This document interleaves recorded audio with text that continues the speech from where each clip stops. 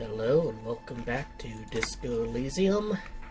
Last episode really didn't do all that much. It's more of a setup than payoff episode. Let me disconnect the controller. Let's talk to Kim. Yes? You seem to be following me. Excuse me? Nothing, just an observation. You have a distinctive way of walking. If I were to walk in front of you, we would surely collide. What do you mean by distinctive? I hope you don't take this the wrong way. It's just a collegial observation. In the 57th, we call it the Jamrock Shuffle. Officers from Jamrock's 41st Precinct tend to move a bit erratically. How's that? They say it's a scene-clearing technique developed by one of your lieutenants for gathering evidence. It's erratic, yet thorough. Prioritizes containers. Traces unprioritized containers? I'm sure you don't. It's just a stupid interdepartmental thing. I'm making assumptions. We should move on. Passing along frivolous interdepartmental stereotypes is not usually his oeuvre. He regrets bringing it up. You know, I'll make mistakes. Guess I can talk to this guy. Actually, I could probably, buy some more clothes. You keep coming back. That's good, officer. Keep browsing those clothes. Keep saving that economy. You won't regret it, officer. You find your... Economical. And anything in here? The shine on these sunglasses lasts a lifetime, officer. 100% a good starter pair, officer. And when you're ready to upgrade, come back and see me. Alright. The shine on these sunglasses lasts a... No, love. Damn it. Oh, that visor is perfect for you, officer. It'll definitely keep the sun out of your eyes while you're shooting criminals. Bang, bang. And all for a mere 6 real. Kim, are firefighters something we should be prepared for? I hope not. You don't like it? Sure. Alright, guess I'll need to put a point in conceptualization if I want to do that again. Do that task for Everett.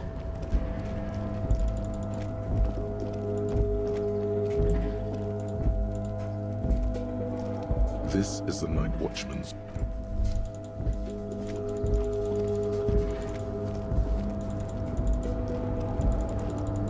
It would be nice if there's a fast travel point here.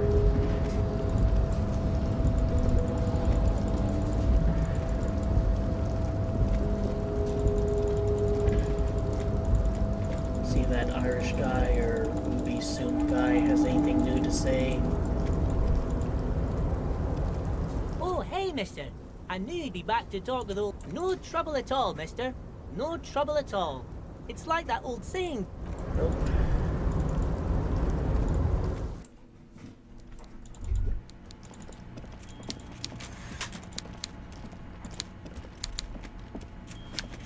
Mr. Dubois, every worker? A member of the board? That's right, Mr. Dubois. I see the socialist democratic fervor now burns in your heart, too. How can I help you today? Turns out the strikers were being served an alcoholic brew. I stopped this madness. I don't know what that means, Harry, but I love it. I love your initiative.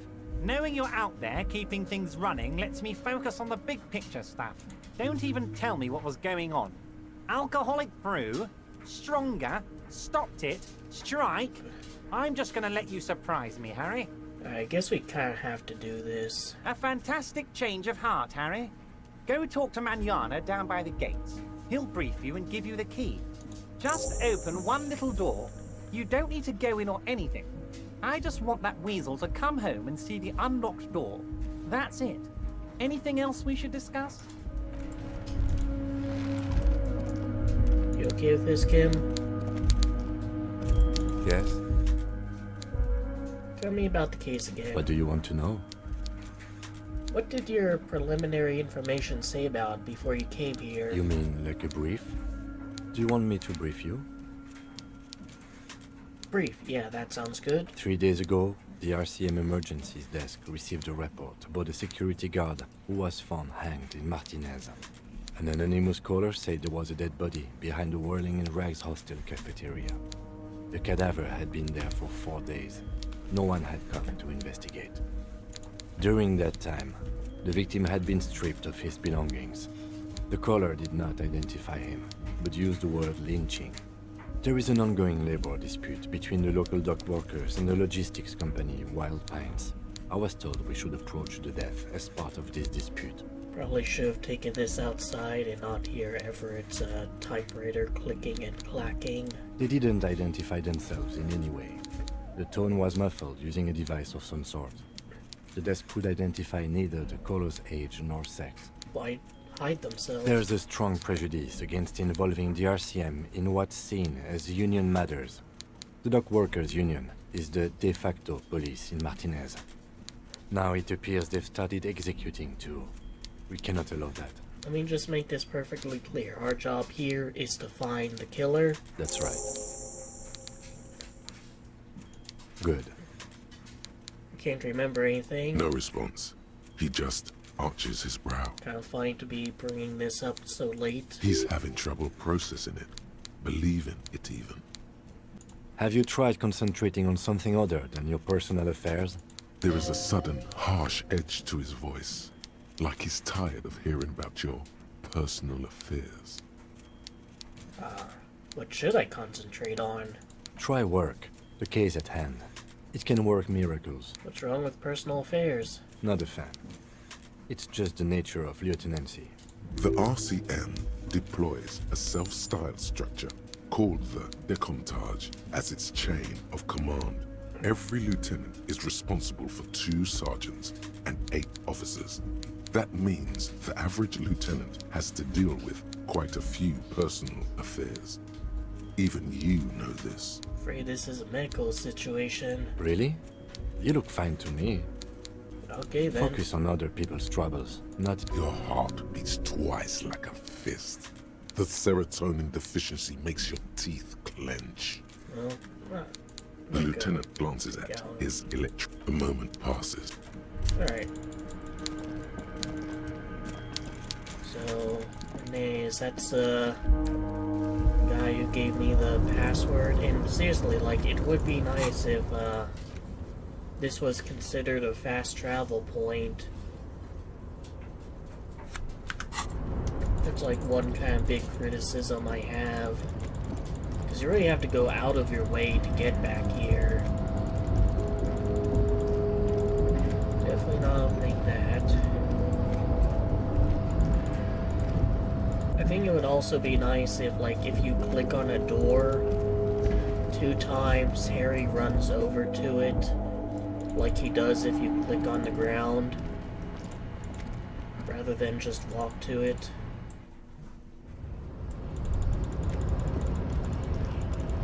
Alright, I think you're the guy.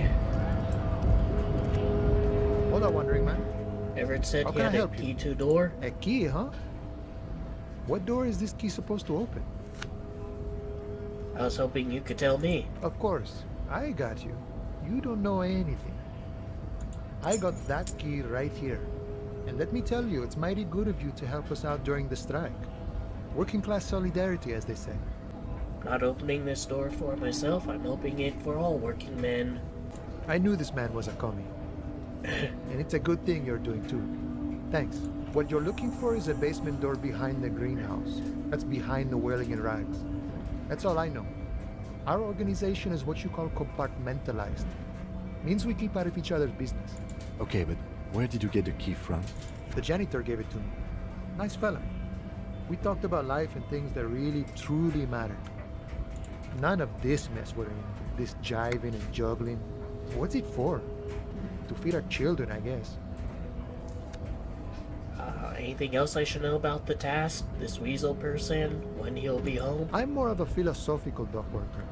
I like to talk about the big picture stuff. Who I am, who you are, what we are fighting for. He means he's not going to tell you cause he doesn't know. But he will shoot his mouth off with you now that you're working for Everett. Who he is and what they're fighting for. This is interesting. Actually, do you know anything about the Hardy Boys? Los Ardis? They're an independent militant group. A bit too high-strung, but it comes with the responsibility. They're sort of like you. Preserve the rule of law and all that. Except it's Everard's law. But really, they're just like you. Is he actually comparing you, an officer of the law, to some neighborhood vigilantes?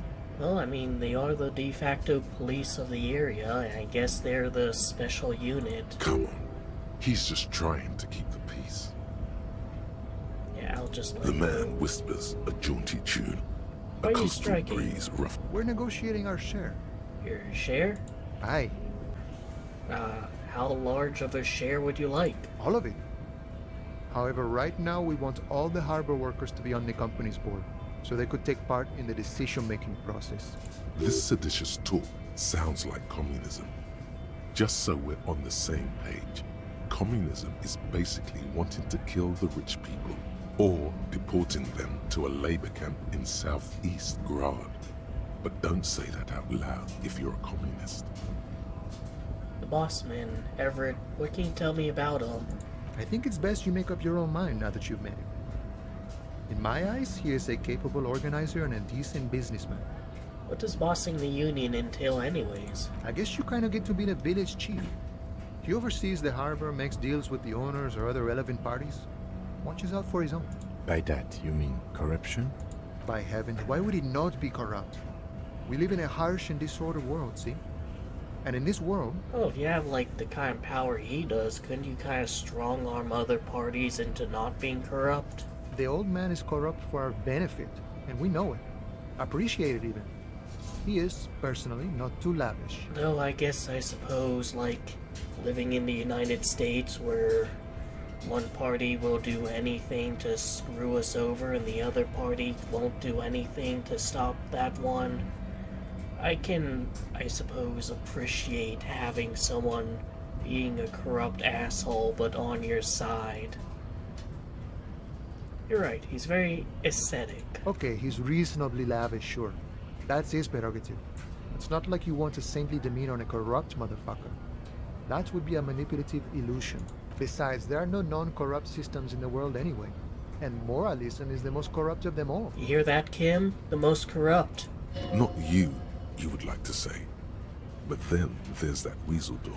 This man has political theory, and it has not failed him today. Are you a communist? No. I don't think I'm a communist. Seeing something of value and saying I want it all to myself is a much older and simpler notion. No science to it at all. Even a weak child can think it. The only things holding someone back are I can't and I shouldn't. Well, you shouldn't take what's not yours. Then how can anything ever be mine? But that's okay. We don't have to agree. The prairie is wide enough for all of us. Seem to have spent a lot of time thinking about the political situation, though there's not exactly much he can do with the strike and all. Sure, I've had the necessary free time.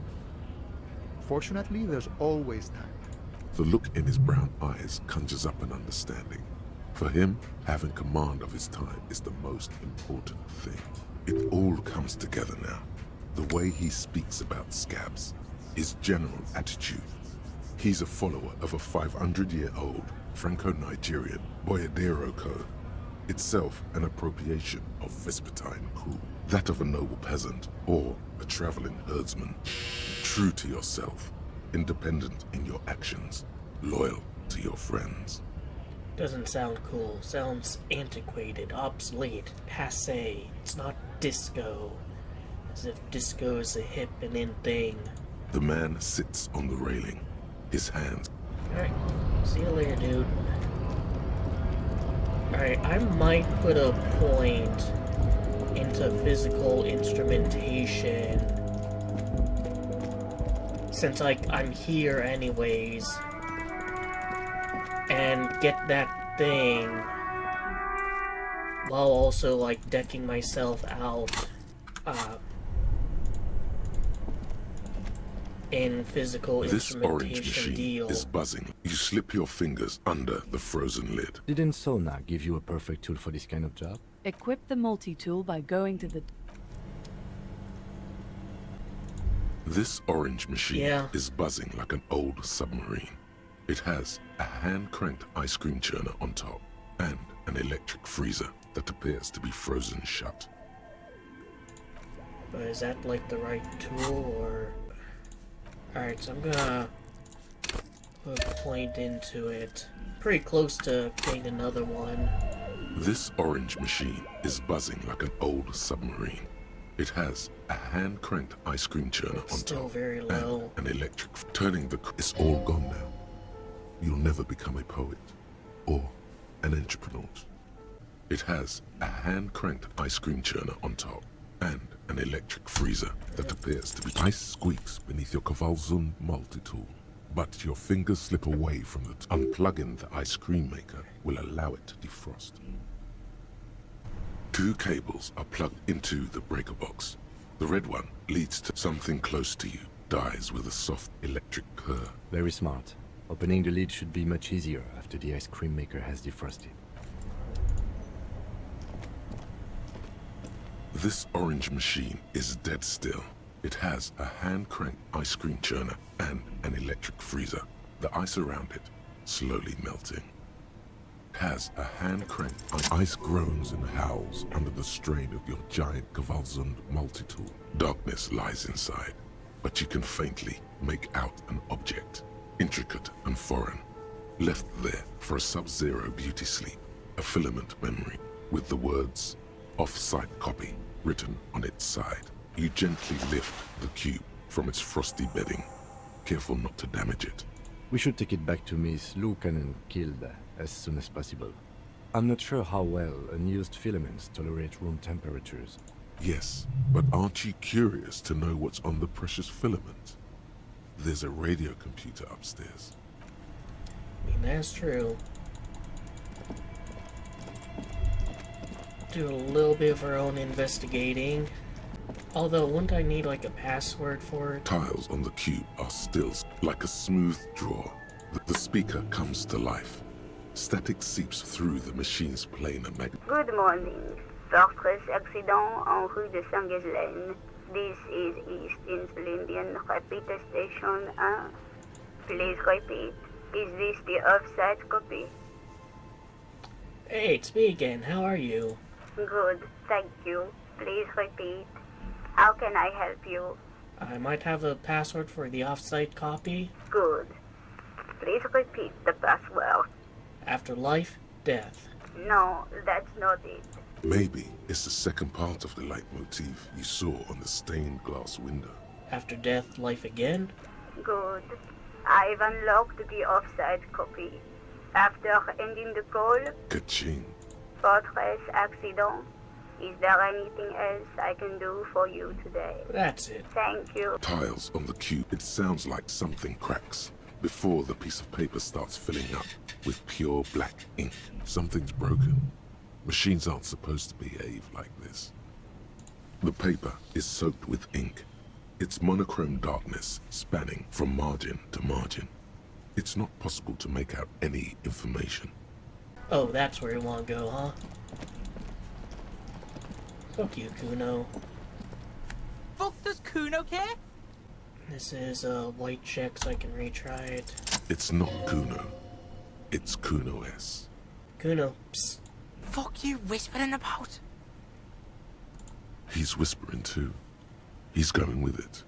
But watch what happens. Fuck you whispering about! Hey, that's piss faggots to you, kid. She puts extra stress onto that word, expecting it will make you uncomfortable. If Kuno wants to whisper, he's gonna fucking whisper, okay? Let's whisper, pig. This is it. You've got him. But be careful. You can still fuck this up. Don't make Kuno look bad in this. What's up with her? She's terrifying. Crazy scary. Crazy? You don't know the half of it. She's not crazy. She's insane. Dangerous. She's smoked a man. She's done people in. Probably even pigs. Stop talking to him! Kuno, I'm fucking warning you! You're gonna get us into shit! So, like, if she's the one in control, is Kuno S, like, the start, and then Kuno kind of has to, like... She understands what you're trying to do. Yo, see? Did Kuno not tell ya? Kuno told ya. Kuno talks to whoever he wants. Talk, pig. Kuno's got it under control. You did it. They're separated. He's even turned his back to her so she can't read his lips. What do you mean she smoked someone? Kuno means she killed someone. That's right. She's a killer. Like, actually a killer. His little green eyes are fixed on yours. He's meant everything he said before, but right now, he not only means it, he is sincere. You serious about this killing business? Killing is serious shit. Kuno's always serious about the 488. 488. The criminal code doesn't go higher than 190. Thanks for the level up, Kuno. She's probably killed a pig too. I mean, I'm pretty sure she has. Okay, how many cops has she killed then? Forget Kuno said that. Kuno was just shitting. Kuno was just running his mouth. Kuno's stupid like that. A cop would be too large for her to overpower, but a determined child of her size can still kill the vulnerable, the elderly, the homeless, or other children. The creature peers at you both from over the fence. There is something searching in her eyes. Kuno, do you think it's possible she killed other children? Kuno falls silent. He does not look at you when he replies. Kuno, that's it. That's what Kuno is starting to think, yeah. You think she has anything to do with the dead man? Kuno wasn't around, and C was with Kuno. Told you this already. Where were you? Look, Kuno's gonna put you at ease. We didn't do it. He speaks the truth, my liege. You said she's insane? Yeah, she's psycho. None of that kiddie psycho, cat burning shit. She does the real deal. What's the real deal? Snuff radio shit.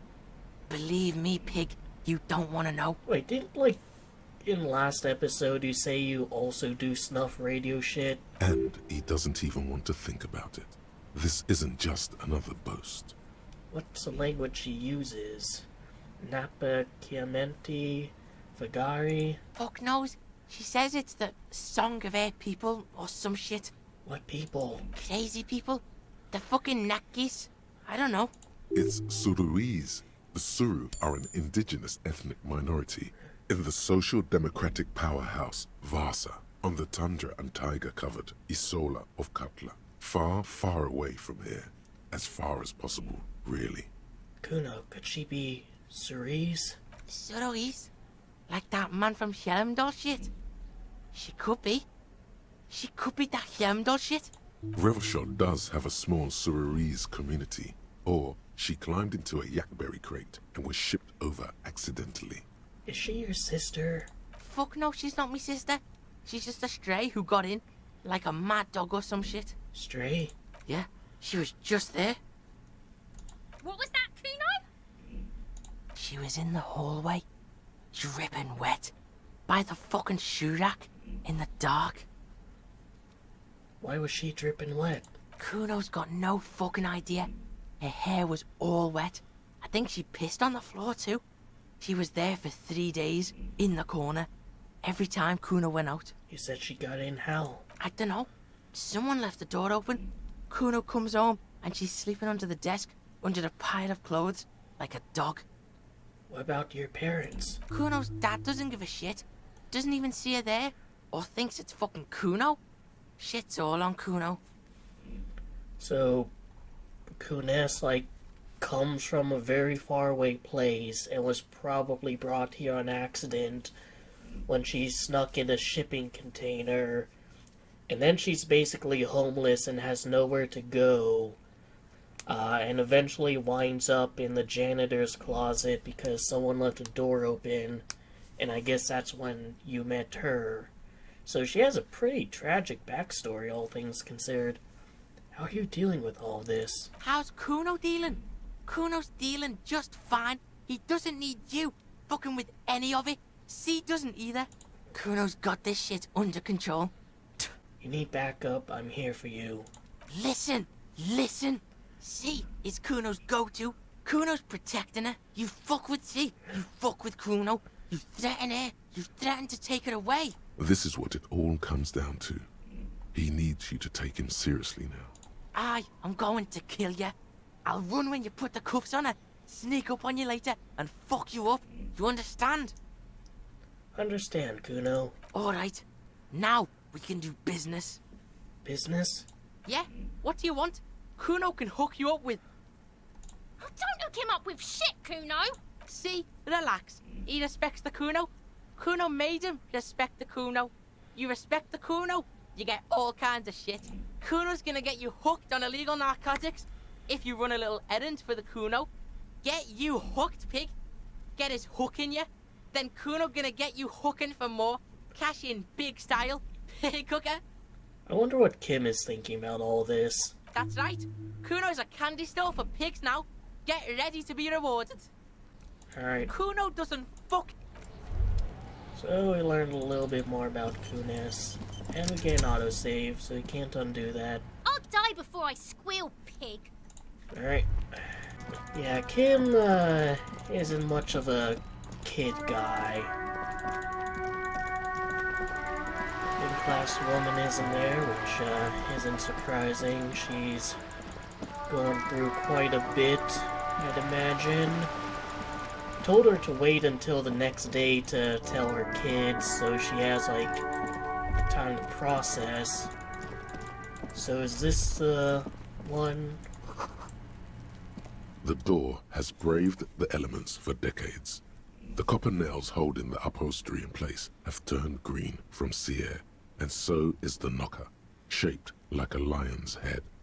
Someone is moving around in the apartment. You hear the water being turned off, and the sound of dishes clinking together. The tenant must be cleaning up. That means you're too late. Nothing more to do here. Better report back to Everard. No answer. As you turn to leave, you hear footsteps on the other side. We should leave and go talk with Everard. Tell him what happened, that we couldn't open the door. Maybe there's a workaround. Maybe. Kind of annoying that I can only, like, stop and start recording, in the menu. I legitimately don't know, like... Yeah, none of the, F keys are relevant. So I really don't well, F1, F5, but not F9. So I really don't know what's going on. Yeah, so they don't actually know who made the call. Why don't I go in here?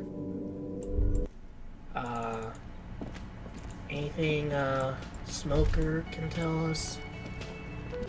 And this guy, I'm pretty sure is like my former partner, who maybe over the years saw Harry go from being a super cop to, well, the fuck up he is today. Again? I can't believe this shit. Okay. Cause like, he talked about me like It's a mere second. cramping his style. Yes? So maybe he really was like my former partner, and then over time I just became like an alcoholic, you know, piece of shit. Hey, And we was grew there apart. something you needed? This is Precinct 57. How may I? Still no word, I'm afraid, sir.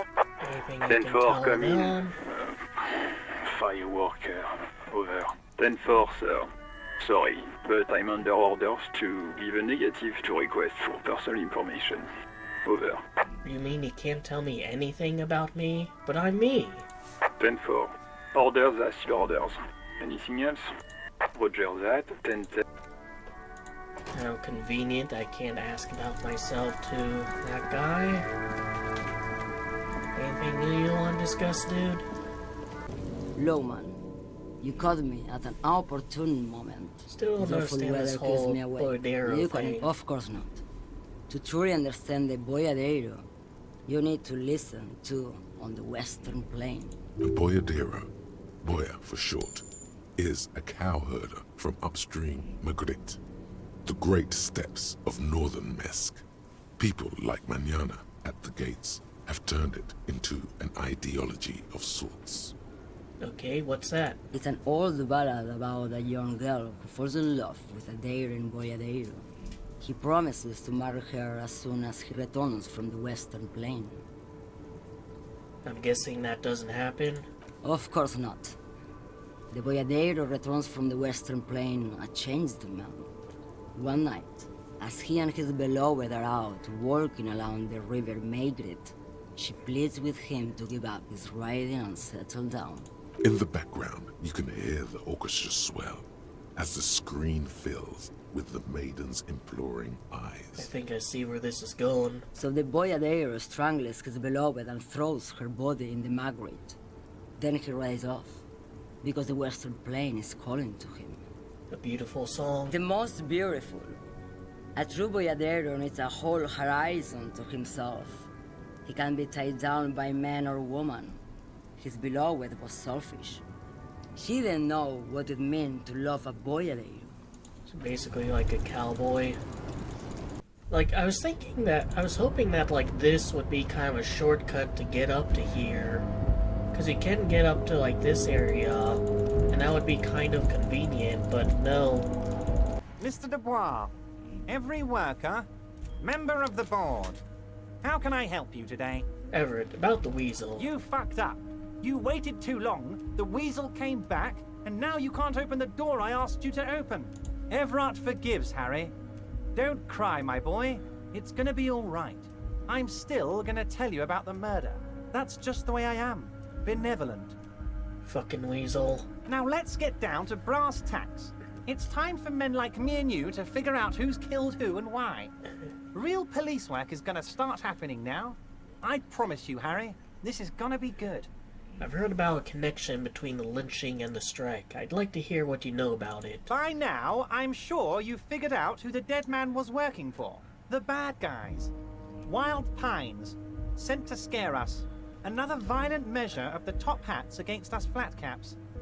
I'm listening. Harry, this strike is the culmination of many, many mistakes made by the Wild Pines group. They tried to shut the strike down by sending in armed mercenaries. You mean our victim? A security contractor. Can you imagine that? Workers standing in peaceful protest, united in the spirit of fellowship, and they send hired killers to mow us down with machine gun fire. It looks like one of them is trying to rile up the other scabs in order to get an excuse to do that. I'm talking beasts. Hardened killers from proxy wars in Yisut, Semenine, Saramaritsa, you name it, they've done it. Raping, killing, burning villages, killing little children for the Senorita Pineapple Company, Harry. Everything they did there, they brought over here. They want to turn Revachol into a third world slum. Honestly, the only thing they didn't do is kill the village elephant. Hold on, you have a village elephant? No, Harry, the elephant is metaphorical and so is the village, but the mercs and their brutality are very real. Go on. Now, I haven't personally witnessed the brutalities out there. I have the luxury of staying in my container, you see. If I need to go somewhere, they just move my container. Wait, they move the container? Yes, I'm an old man, Harry. My legs aren't what they used to be.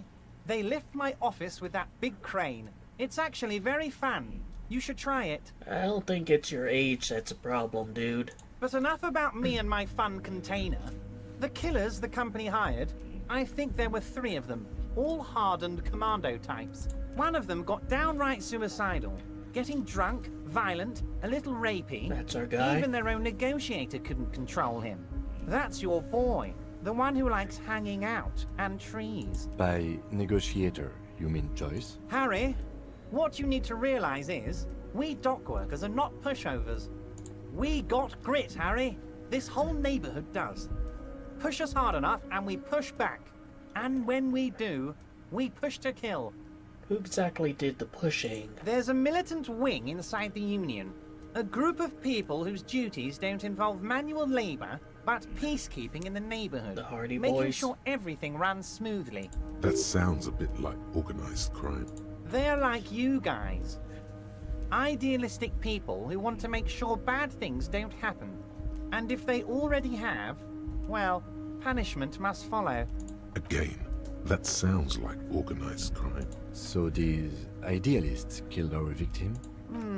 One day Titus Hardy, leader of this peacekeeping faction, comes up to me and says, "Boss, socialist democratic fervor drove us to take it upon ourselves to kill this beast that was burdening the land." He probably worded it differently, but that was the idea. Sure sounded to me like they killed him. I gave them 2 weeks paid leave and told them to lay low to avoid retaliation. Aren't you worried we might arrest them for this? Oh, I'm not at all worried about that. These are not the kind of men who get arrested. They're Martinez boys, tough and gritty. I'd like to see the man who takes them in. Besides, I sent my lawyer girl to look after them. Despite his boastful tone, he's having doubts about something. But what? Maybe he doesn't believe the boys really had it in them. They're his boys, after all. I think you're sharing information with the police because you don't think they actually did it. That's very clever, Harry. Yes, they might have said it just to impress some girls or something. But Titus has a bad temper, so the chances are 50-50. I mean, the fact that you're even, like, telling me these guys did it, or they confessed to doing it, just raises the possibility of them being arrested. Besides, like, can't I just give them a slip of paper saying, hey bub, you're arrested, and now they either walk their happy asses to a jail or they're fugitives? He thinks it's closer to 60-40. 60, they didn't do it. You mentioned a lawyer girl. Oh, Liz is a bright one. I paid for that law degree myself, thinking it'll probably turn her all fancy. But hell, Harry, she came back a firebrand socialist. Sometimes she scares me with her zeal. Alright, so his story lines up with, the Irish guy. How do you know the mercenaries are hired by a shipping company? How do I know? Let me tell you about these people. That's their MO. It's what they do. Last winter, some poor workers in Terminal E went on a little strike. The company sent in Sediment, a security contractor. The strike was over the workers' right to wear protective footwear, Harry. These guys turn up and start beating people. Tell you what, Harry, I wouldn't be surprised if we got the same mercenary company after a little rebranding. And I'm sure as hell not surprised to see an army of scabs under my gates. Well, we do know that company did go through rebranding, so this lines up too. And I've got someone working on, like, figuring out on the police's end. So you believe the scabs were organized by the security contractor? We know they were organized, Kim. We know the big guy in the center is one of the guys. You said it. Hell, one of those guys looks big enough to take down that proverbial elephant. Boys like that don't just happen to show up during strikes. Name of the company is Krenel this time. It might have been Sediment before. Of course. You're always one step ahead of me, Harry. I'm no genius. I'm in this position because people like me. The remaining mercenaries are organizing a tribunal to take on the Hardys. Tribunal? That sounds serious, Harry. We Union men should be shitting ourselves. I wish you hadn't told me that. I'm gonna lose sleep over this. Let's change the subject. Were you planning in retaliation? He's clearly happy about the tribunal. You don't seem worried about it. Oh, Harry, what do I really think about the tribunal? You're trying to climb to second base with old Everard before you've even courted him properly. He wants you to do more things for him before. Tell me about Titus Hardy and his crew. Oh, they are simply fine young men. All 7 of them. There's an 8th. Exemplary union members. Always working to advance their position in the local socialist democratic movement. Core members. So once again, we're just not talking about the 8th. Old Theo used to run them, but things really kicked into gear when Titus took the reins and named the group after himself. Gotta love his initiative. Interesting. Who's second in command? They're almost all of them great guys, born leaders. Whatever happened, I'm sure they only had the best interests of Martinez and Revachol in mind. You didn't answer Kim's question. Work with them. Hell, interview them. But don't fight them. They really are just like you. Men who like beer, women, and some order on the streets. Well, I've met these Hardys. Can you ask them to cooperate with me? But of course! It's the least I can do for my good friend Harry. I'll do it right after we've concluded this talk. You can now go and tell Titus about this. See what he has to say. Also, Harry, here's 5 real. Wait, why are you giving it to me? I'm not giving you anything. I'm just holding out 5 real. Needless to say, this is another move. Don't take it. I don't need it. I only want you to help me with the Hardy Boys. Oh, I wasn't offering it to you, just holding it out there. But I'm willing to share information. Was there anything else? Good talk. Let's conclude for now. Was it a good talk? I'm not sure we made much headway here. I was hoping we'd bust the case wide open. Heck, I even wanted to tell you what I really want to achieve with the strike. I don't know what happened, Harry. I wanted you to feel like Mr. Martinez. And of course, I also wanted you to find your gun. But it's like I can't completely trust you. Yet. Yet? Yes, Harry. It's like I can't fully trust you if you're not a man of the left. I want I'm a communist. But I just can't. A man of the left. So you have to be a social democrat. He's been hurt too much in the past by men who aren't social democrats. What's that supposed to mean? I'm more left than you are. You're saying it, but I don't believe you. You know how it is. Company snitches, agent provocateurs everywhere. I'm barricaded in this fortress of mine, and I need to get a message out. Will you help me? And what would this entail? Once again, I require nothing unethical or illegal of you. You just need to get 2 little signatures on this piece of paper, and then mail it to my accountant in La Delta. What are the signatures for? I'm glad you asked, Harry. The Union is going to build a modern youth centre in Martinez. It will be righteous. We're gonna get those teenagers off drugs. And on roller skates. There's a nameless little street on the coast with some old houses around it. Most people have already signed. I just need 2 more signatures to get this mission off the ground, Harry. You mean the fishing village? Yes, the little cul-de-sac on the coast, where all the men have drowned in either the sea or the bottle. A gloomy place, doesn't have that Union attitude. Well, what will happen to current occupants? They are just gonna have to deal with the construction noise for 6 months, and then they'll be living like kings. Right next to a fancy new youth centre, designed by the best architects from Stella Marie. Is he absolutely sure the tenants won't be thrown out in the street? Are you 100% sure no one's going to end up homeless? Am I? Harry, these people, Martinez is the most important thing in my life. I would never let anything bad happen to them. We're gonna build a youth centre there. The value of their properties goes up and kids have a place to play in. I'm looking out for these people, not pulling the rug from under them, Harry. I'm looking out for all of Martinez, not just the harbour. He means it. What do you think of this, Kim? It depends. I don't think what we just got from Mr. Clare was very useful. But, he thinks, it's your call. As I said, it weighs on me heavily. But once we get really talking, well, I'm gonna hand you the keys to Martinez, and maybe even help you figure out who's behind this killing. He's saying as little as possible, as vaguely as he can, deliberately omitting things. Right. You bring joy to my heart, Harry. Such a pleasure to be working with you. You need to get signatures from Isabel Sadie and Lillian Carter. The cul-de-sac is right past the pawn shop and across the canal. I heard there was some trouble with the water lock, but it should be fixed now. Isabel Sadie. Once you have the signatures, mail this to 13022 La Rocca in La Delta. Then, I'll know you're a solid socialist. Honorable One, you have accumulated a substantial amount of honor points on your life path. You are a man most virtuous. I only try my best. It's most any of us can do. Oh, the modesty on this one. Another 10 honor points for you. You are on the fast track to becoming one of the rarest, most revered of all police officers, an honor cop. My honor is my life. Yes, your deeds are spoken for you, Honorable One. But to fully drape oneself in an eternal cloak of honor, a ritual must be completed. A rite of honor. Even among the honorable, only the most dignified are deemed worthy. But you, O Honorable One, have excelled in honor.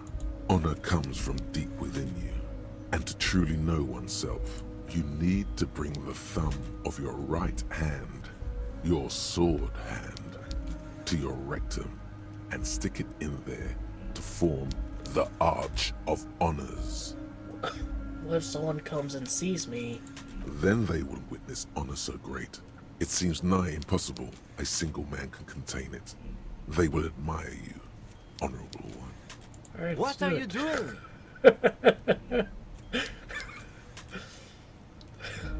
Nothing you wouldn't understand. It's an honor thing. No, I'm honoring myself, Lieutenant. Well, don't! Have you no self-control? The lieutenant is a noble man, but he does not know honor like you and I do. Congratulations, honorable one. You have become a member of a noble faculty. A man kneels, an honor corps rises. Go forth and commit even more honorable deeds. And should your resolve ever waver, remember the right of honor. It will always cleanse a man's soul. It is an honor to serve with you, honor cop. Another day, another moment of causing Kim to rethink his life choices. How the fuck did I end up working with someone like this? That's the other one. Don't have a message though. The porter reel is just what you needed. The reel's attached to the apparatus with a satisfying click. The tape is routed behind the magnetic reader. Not now. This is for karaoke. White envelope. You take the legal documents out of the envelope. A 12 to 40 month construction period and the zoning plan in the addendum.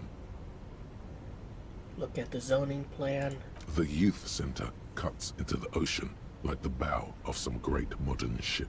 Apparently, it's going to cover most, if not all, of the street and the square between the existing houses. It's 3 stories tall.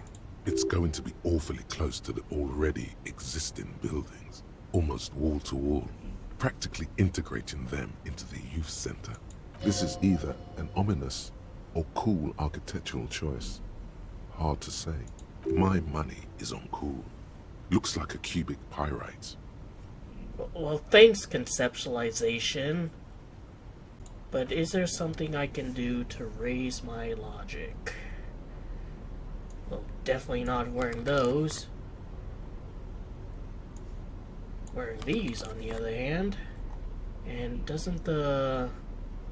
Yep. Sorry, Froggy Visor. I need something else right now. You take the legal documents out of the envelope. There is no loophole. The simple truth is, the current residents are going to lose their street access, and for the next 12 to 40 months, their lives will be dominated by constant construction noise right next door. Look, Kim, these people are going to have to move away. Can we do something about it? I should have seen it. Evrard probably has eyes on us, but we could try to get other people to sign this instead of those listed. Or you could forge their signatures yourself. By the time he finds out, we'll already be gone. Alright, well, let's not do it here.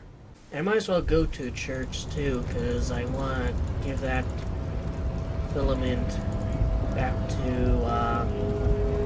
that developer lady. Alright, so... pretty far away from it. You take the legal documents out of the envelope. A 12 to 40 month. Yes, what is it? About the Yes? offsite copy. Here it is. Thanks. Looks like it's the one. What's going to happen now? Now, I'm going to print it out to see what's left of it. Don't waste your time printing out. There's nothing but a speck of white in a sea of ink. It's broken. A speck of white? That's exactly what I'm hoping to find. What do you mean? Lintel was able to divine the location of the anomaly from this broken copy.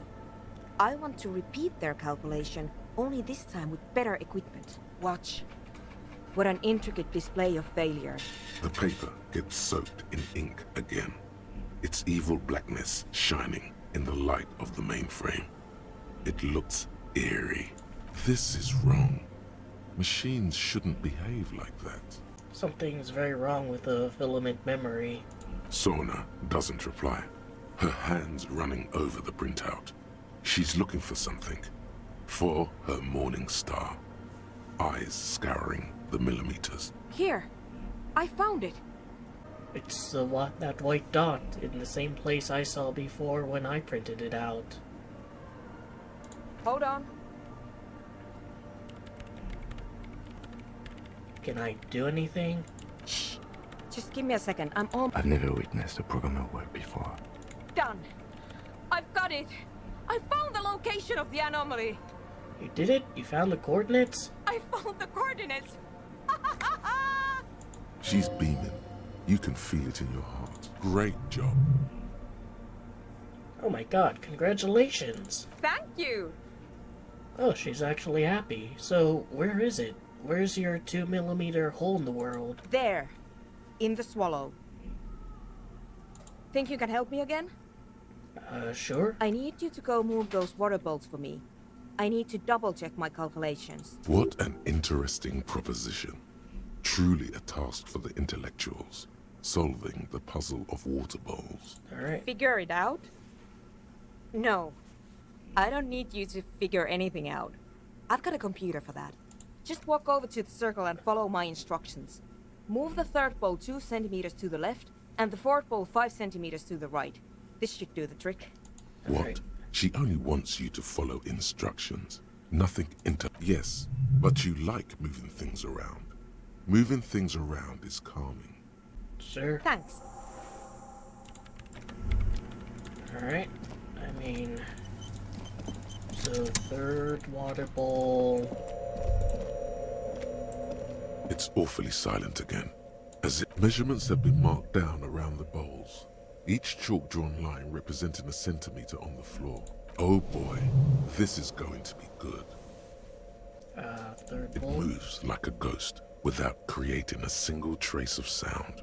This task is an insult to your mental skills. And the fourth... Some water spills out of the bowl. The lead programmer sends you an encouraging thumbs up from across the hall. Time to run back, or maybe walk. This is a sacred place after all. Alright. We will walk back, especially since we don't want to disturb the water. Alright. Let's run your little experiment. What is it? What's next? Great. Everything should be aligned now. Miss Know-It-All is hesitating. What's wrong? Yeah. Nothing. Now the only thing left to do is to unmute the headphones. If we got the location right, we should then be able to hear whatever sound this anomaly makes. Isn't it going to be just silence and nothing else? I don't know. That's what I'm scared of. I don't know. It could be anything. I mean, what sound does the nothing make? How can you even listen to something that doesn't exist? What if silence is only what surrounds it, but the swallow itself is... What? I don't know. I'm just scared. Maybe it's going to be something terrifying. Maybe it's going to tear the world apart. Like that evil ink that filled the printout, erasing coherence and meaning. I think you're overthinking this. Maybe. Maybe I'm just tired. Let's think about this logically. Why would nothing be terrifying if it's, well, nothing? I assume that something that has no presence, existence, or qualities has to be terrifying. Because it reminds us of death. And we humans tend to think that death is pretty scary. It's scary, but we have to face it. Yeah. You're right. Let's do it. The lieutenant takes a step back, and then nothing. Nothing happens. As Sona Lokanen-Kilda presses unmute on her keyboard. Nothing but silence. Say nothing? She doesn't talk. Her eyes closed and brows knitted together in a state of deep focus. One hand cupping the headphone. Well? Damn it. Come on, did you hear anything? No, of course not. Nothing happened. Let's move on. Despite her fear, she was hoping for something extraordinary to take place. What do you mean nothing happened? Did you find the swallow? No. No. My hypothesis was wrong. According to this, I should have heard something, if I got the coordinates right. Like I said, silence is only what surrounds it. But this is just another failure. Silence sounds like silence. That's all it is. You can try on the headphones. See if you can hear anything. But don't get your hopes up. Silence is silence? You're sure there's more to it? This can't be it. You should have a listen. Oh, yeah, my froggy hat. All you hear is your own breathing. Heavy, but there's something else. There has to be. Something big. Something unexpected. Something new. Yet to be discovered. Ghosts. When was the last time this world had anything new to say? Well, did you hear anything? No, nothing. It's just silence. Yeah. The lieutenant looks down at the floor, as if to say, you're wasting time here. Maybe the speed freaks can help you with this. Go talk with Andre. Well, maybe they can. Yes? What's the deal? There's a hitch in Suna's research. What kind of a hitch? She's trying to catch an anomaly using a special microphone setup, but she can't hear the audio coming through her headphones. An audio shortfall, you say? Guess what? We got speakers with massive low end. There's a good chance it can do it. They've got one speaker. One. Uno. Well, I think we found a solution. We've got some serious range on this baby. It'll blast her shoes off. Believe me. Alright. Goodbye, officer. Actually, I want to go back in and see, like, any of these guys, Everett, man. Or is this, like, just permanently gonna have take that? The legal documents There's out of nowhere the I can envelope. go. A 12 to 4. Yes, what is it? Everything disappears. You are draped in silence like a drowning man staring, and then the pressure changes. What does it mean? It feels like flying on an aerostatic, or when your ears pop, or like a subtle difference in the atmosphere, a weather change hanging in the air. What if the sound you're looking for is too low for you to hear it? What if we just need better sound system? A better sound system? Alright, but where would we get one? Suddenly, a rhythmic beat permeates the walls, causing a small patch of decorative stucco to crumble onto the wooden floor. They should really allocate some renovation funds to this place. No. What they really should do is shut down the disco men for disturbing neighborhood peace. Yes, but they could help with the speakers. You mean the speed freaks? Of course. The speed freaks. They have a fantastic sound system. And you think they would help me? They would, if you wouldn't mind them moving in with you. I guess I could live through a week or two of peaceful coexistence. Great, I'll go talk to them then. Sure. Let me know how it goes. Alright. Still trying to think of, like, is there a place where Everett's guys wouldn't be watching? I guess I could maybe try either my room in the Whirling Rags or in the dock area. Hi again. So, how are things going? Yes? What's the deal? Good news. I managed to convince Suna she's okay with guys moving in, but on one condition. She needs your speakers for her project. We are grateful, Copman. You're an augury of a new era of anodic dance music. You're going to have to share space for a couple weeks until she gets her research finished. That's fine. We can manage. And you're still sure about keeping our little side business, right? Oh, you mean the illegal drug lab?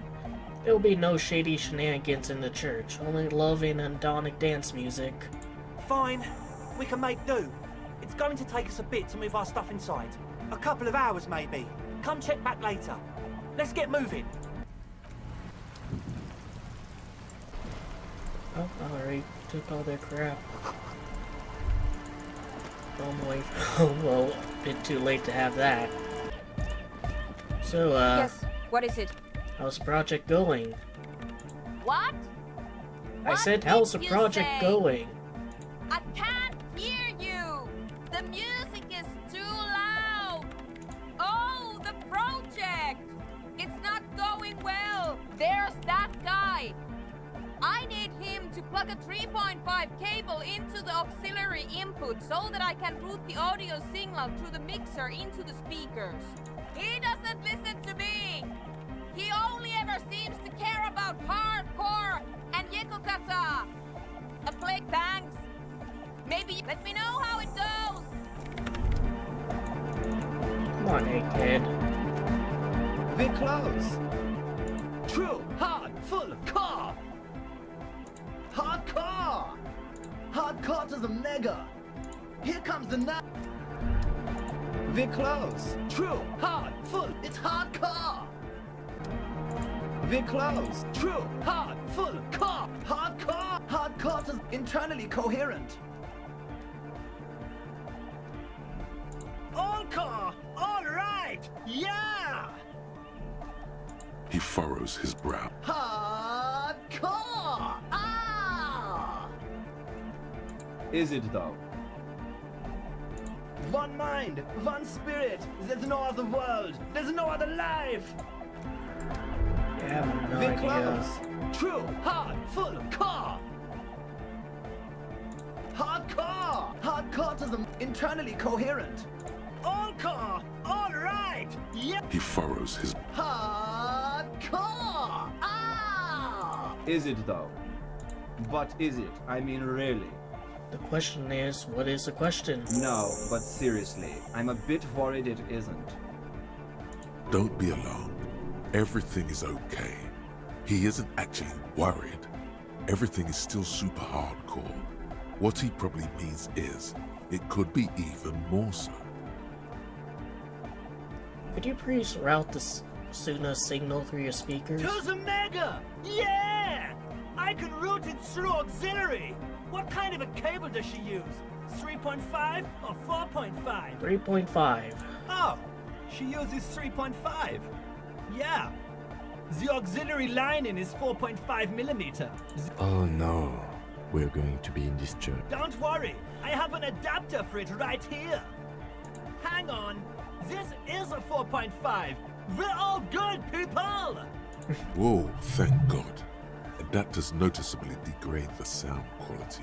Great! Someone got through to him! Okay, let's get it all set up. Can we turn the music off, please? Hey, the music. Everybody! Everybody! Don't panic! I'm going to turn off the Arno for just a sec. For a special scheduled event. The Arno will be back, but we're doing something else for one moment. Alright, go tell her that Egghead is ready to rave to her tunes. And then I'll turn off the music. Why are there lungs on your belt buckle? Lungs are for love! Why would lungs be for love? When Dolores Day was anointed innocence, her lungs started glowing through her body. For the world loved her, and she loved it back. Yeah! Why wouldn't they be? Are the lungs not the place where you hold the breath of your soul? Oh yeah, that makes perfect sense. Love! In a woman's lungs. Lonely as I am, I'm not afraid. This strange, damaged feeling grows on and on. 'Cause I've never loved someone like you before. A dopamine surge accompanies the words. It feels like electricity flowing down your scalp, dissipated into your neck. Feels good, like a spark of life in that moribund sponge you call your body. Alright, stay hardcore, egghead. Yes, what is it? Alright. Okay, but think you can ask him to turn the volume down a bit? Just in case. Maximum! Maximum is... I know it is, but could you please turn it down just this instance? Just this one time? Maximum is not the only way, okay? Pump it to the brick! Pump it to the hard master! Glue style? Okay, there literally is no other way. The mixing desk is glued to maximum. See? He pumps it to the hard master. It's hopeless. I think what he's trying to say is the volume button is stuck on maximum. Of course it is. Yeah! Permanent enlightenment! Ray of sound! Never mind then. Let's get on with our project. I'm going to unmute the speakers on a count of 5. Everyone ready? Egghead pumps his hand up in the air, waiting for the beat to drop. Born ready. Ready. I'm ready if you two are detectives. The lieutenant nods stoically. Suddenly, your palms are sweaty. The church seems cold and large, somehow. Let's rock and roll. 5, 4, 3, 2, 1. Mute disengaged. She lifts her hands from the keyboard. Complete silence fills the room. No wind outside. No waves. No floorboards creaking. Total, continuous silence. This is unnatural. The woman looks around. In the silence, you see dust move on the floorboards. The driver of the speaker vibrates in the air and then stops. Plasterwork begins to crumble down the walls. In the silence, a low hum starts creeping up your spine. It's a song inside you, not in the speakers, not in the room. A great bass sigh in the basement of your mind. Slowly, it builds until the air around you starts to vibrate. It's out there now, in the world, made manifest. It will devour everything. The floorboards, the glass, the streets and people. Nothing will remain. Guys, what's going on? It's getting louder. In the basins, the water looks like it's boiling. Hosiana! Mother of Mega! In his mind, a tidal wave approaching from afar, swallowing entire coastlines on its way. Salvation.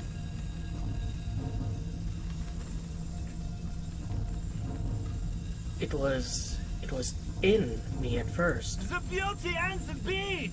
The future of dance! Planetary! No, Egg! It's the window! Glass shards around Dolores Day. Vac in heart appears to be vibrating from sound, almost as if she's alive. In the corner of your eye, the lieutenant steps aside, cautiously, his eyes searching for a possible evacuation route. The window is going to come down. No, the roof! Cracks appear on the stained glass window. Cracks... Come down to us! Love! It's shaking the building's foundation. The floor twists. That's it. I'm muting it. Everybody, don't panic. It's beautiful. Beautiful car! Beautiful life! Shit! It doesn't stop. A seal? Have you? Yes, I've turned it off. Andre, pull the compressor. The place is gonna come down. Fuck! I can't shut it up. The signal's passed. It's not in here. It's... In the mixing desk now, building into a positive feedback loop. This is it. A great roar. The vault of the roof twists above you. Glass shatters somewhere near the door. It's coming down. Whatever you do, don't stop it. But then it stops. Totally and utterly. As if there never was a sound. Only your ears still ring from the shock. Everybody is staring at Egghead, holding a dangling cable in his hand. A black 3-pin connector. Egg. I pulled the plug. It was getting too hardcore. You did good, Egg. Most of the place seems to be intact. Fucking hell. Programmer lady, tell me you were recording that. 4 years. 22 people. Millions of reals. All that time? This is what we were up against. Just erased it. Suliswolf isn't gonna believe this. Yeah, but did you record it though? It was dope. I think we can use it. Yes, Andre. I recorded it. Damn, I need to send some letters now. Thank you all for doing this. Eggman, you too. And you, officer. I don't know what we've discovered, but I know what it sounds like now. That's the start. What was that? I've never heard anything like that. It was mathematical information from the anomaly, presented as a waveform. That's what it was technically. Theoretically, I have no idea. I've never even heard of anything like this. A voice seems muffled in the silent church. It's your ears adjusting after the exposure. Did you hear that, Kim? It was very hard not to. I think you're right. There is something going on here. And you need to be very careful with it. I promise, officer. We will not play it again. Going right to Solislaw? Yes, our lead designer. And maybe some of the producers too. And some of the writers. If they're sober enough to open a transmission. They need to hear. That it wasn't her fault. Or theirs. They need to hear about this. Don't worry, I won't send the recording. Although I doubt they have the speakers to produce the frequency anyway. So what happens now? Are you going to... Stay here! I'm going to stay here with these lunatics. Send letters, maybe meet Sulispov. Also devise further measurements. I want you to know that's totally chill with us. I don't care, but thank you anyway. That's the best she can manage for Andre. It's quite a lot in truth. For her, at least. Now, I have a theory to come up with. Some kind of preliminary explanation to all this. Or the letter will sound like I've lost my mind. Yes, and we have to get back to stabilizing Martinez. Instead of demolishing it with loud bass noise of unknown origins. Some tiny hard thing lets go in your stomach. You're still alive. Pale unknown, but like...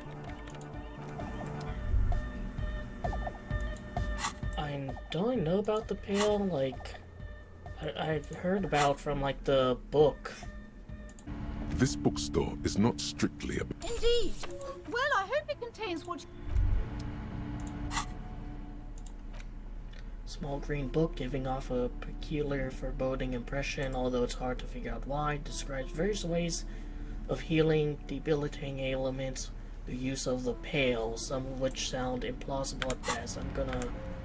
Alright, let's read it. Medicinal purposes of the Pale. The cover of this heavy tome. Flipping through the book, you find a number of sections on the general benefits of the Pale.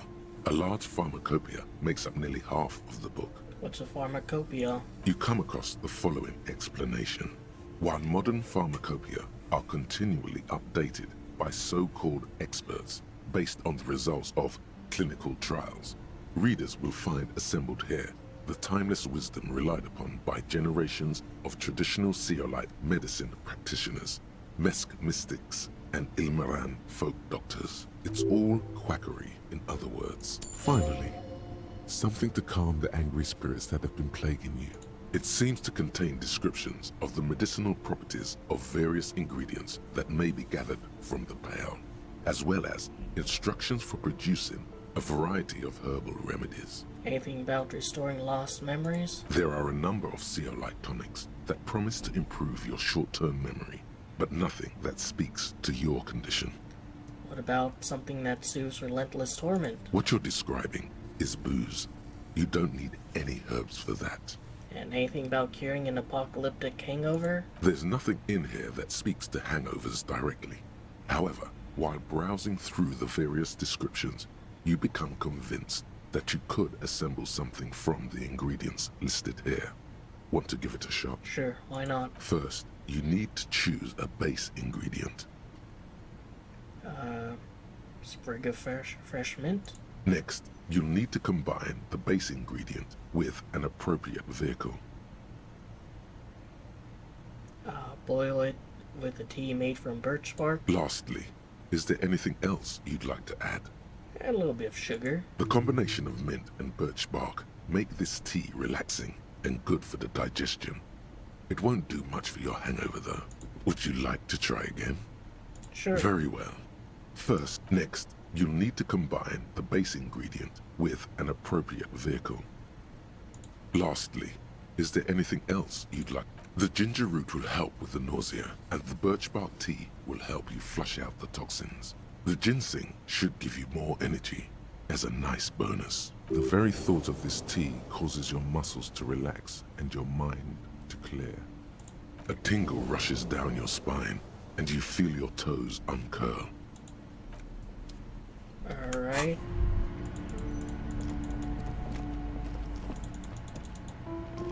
Doesn't really tell me. Hello, Cinder. Cat's here. Doesn't really tell me Medicinal about... purposes of the Pale. The cover. Flipping through the book. Have you taken any walks through the Pale recently?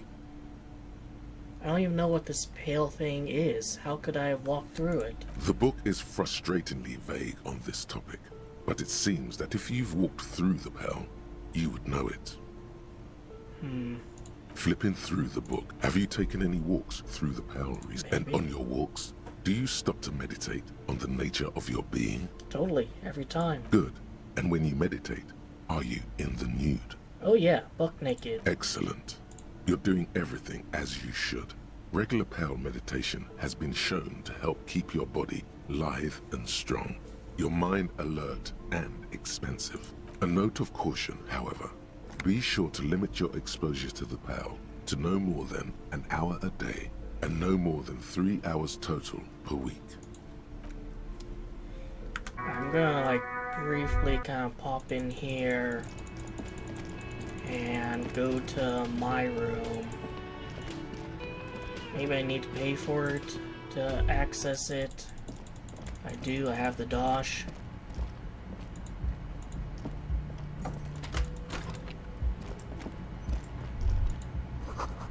Kim tries not to look at your broken down bathroom door. Kim also tries not to look at the pile of tape viscera on the carpet. The man is finding it hard not to trip on the tape, where unidentifiable sludge makes it hard for him to breathe. Smells of vomit in here. Say nothing, nod stoically. He takes a step toward the door, like he'd like to leave. And maybe we will leave, but... You take the legal documents out of the envelope. Alright. A 12 to 40 month construction period, and the... Here.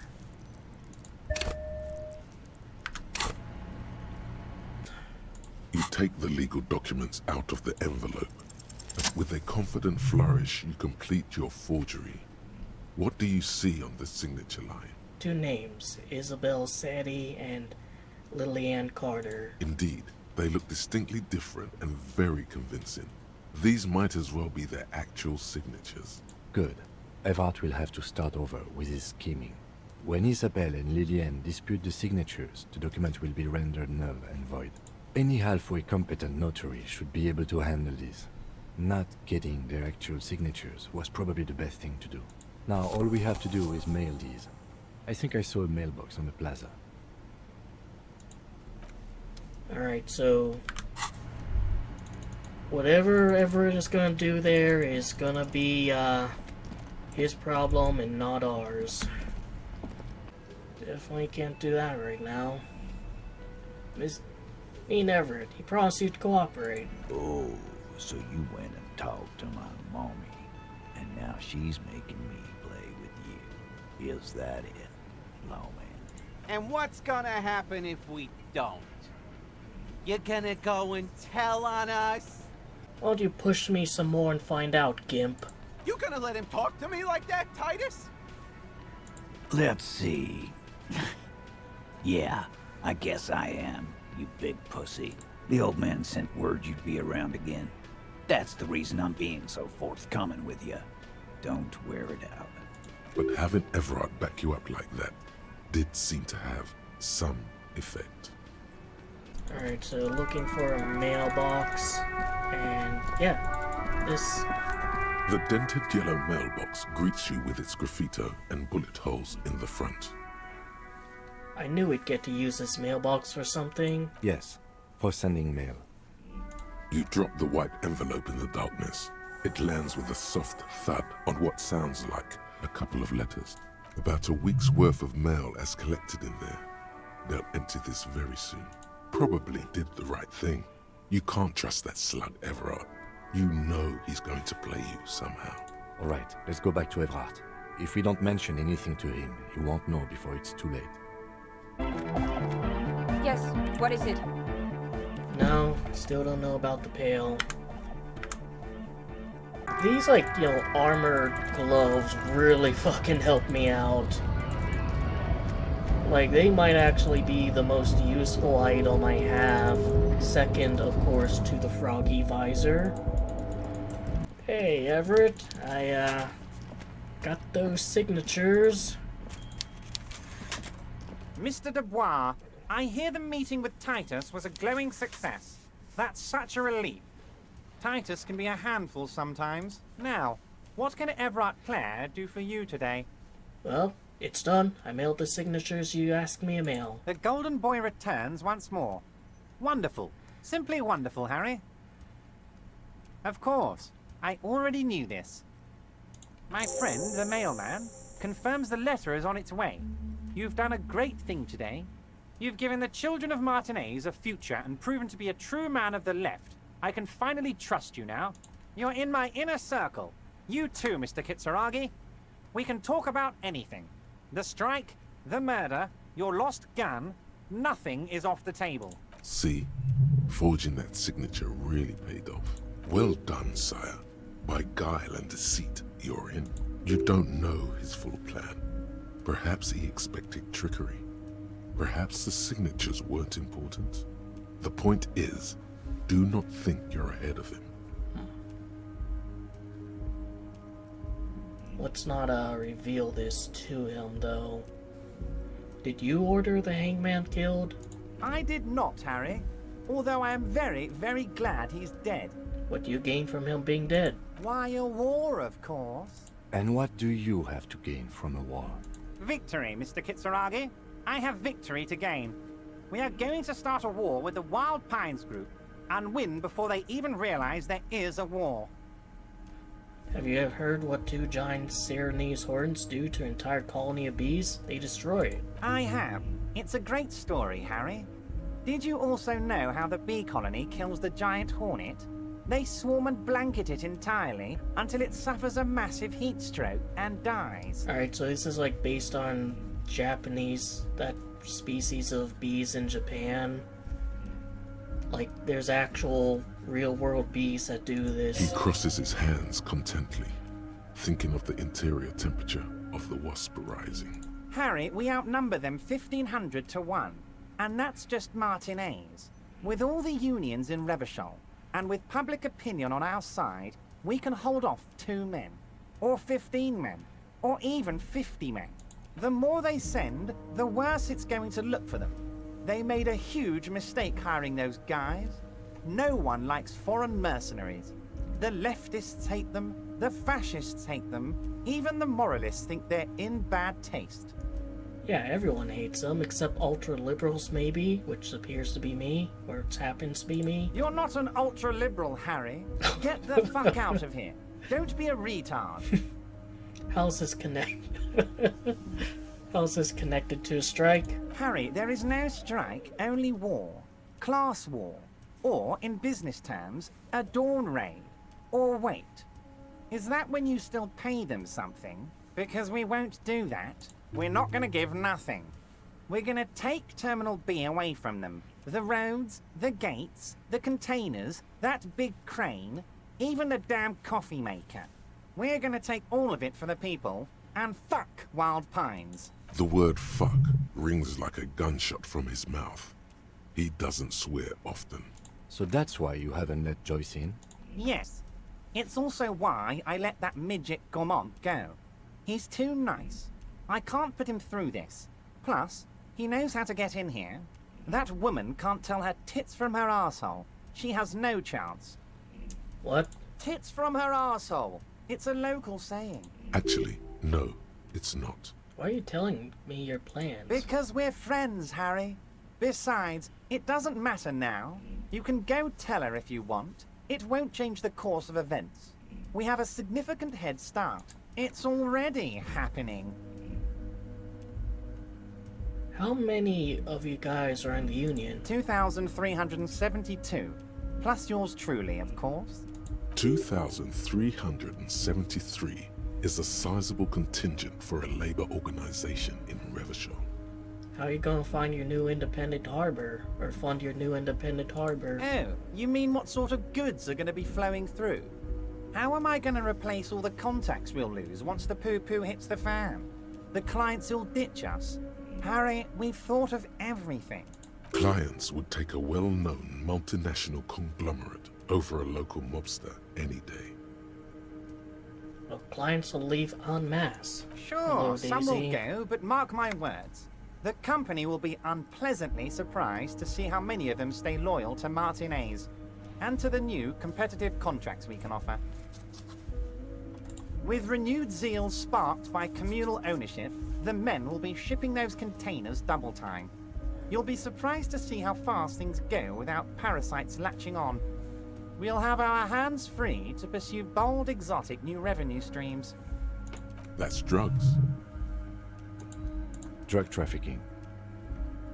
Drug trafficking? Don't be stupid, Mr. Kitsuragi. There are perfectly legal, 100% ethical chemical factories on the Samaran Isola. You don't need to be colonialist about it. All they do is produce components to keep the pharmaceutical industry running. That's people's health we're talking about. Old grannies, little babes, people with disabilities. That's just the top of the iceberg, though, isn't it? The company thinks transporting these chemicals in bulk looks bad, has bad optics, may be illegal in some countries. The Debarders Union, however, we're all about the large volume column. In bulk shipping, large volume column is a major buyer, a shark. We're gonna transport the living daylights out of those materials, Harry. So your sick kid can get his Benefed, and your wacky uncle doesn't have to come off risperidone. Benefed is a children's cold medicine, usually apricot flavored, and risperidone is used to treat severe psychosis. And the kids on the street can get speed and pyrrolidone. I'm an old-fashioned guy, Mr. Kitsuragi. I sometimes grab a beer with the boys, but I have no idea about the things you just mentioned. But if I were to supply ingredients for some sort of rainbow party, I would make sure the Union took a fantastic share. And I'd keep that stuff far away from Martinez. So it's gonna be someone else's problem. He's basically admitting to it. You'll just play along with it. You know why you're such a good detective, Harry? You don't get sidetracked. You care about the people you're supposed to protect, not some systems that may or may not be unethical. Anyway, let's not focus on the sensationalism of the drug trade. This hypothetical drug trade is all anyone ever seems to be interested in. It would only be a small part of the harbor's turnover, just like the harbor is, but a small part of Martinez. It would still be illegal. Let's look at the big picture. Martinez as a whole. There are little girls out there with dreams of making music. That's actually Young true. mothers who want to start businesses. Models who want to walk catwalks, and steel welders who want to weld steel. I'm gonna unite them all into one economic body. We're gonna incorporate this place to Kingdom Come. Everyone's gonna be in on the wealth, and everyone's gonna pull their weight. Kingdom Come kind of implies there's some version of Christianity in this universe, since it's a term that specifically is in reference to like the rapture. Let's keep focusing on the drug trade. He was almost admitting to it. No, Harry. That's boring. All right, it's gone. The hypothetical raw materials trade is off the table. It's such a small and insignificant slice of revenue, I'm cutting it.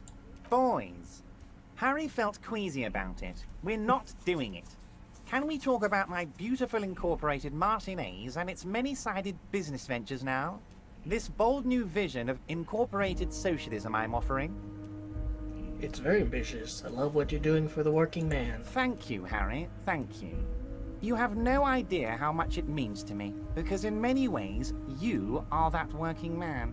You have already done so much work. Can I ask you about specific union members? We're way past specific union members now. This is the big time. We're talking about the future of Revachol here, Harry. Yeah, but I have an investigation to do. You can bother Leonard with that.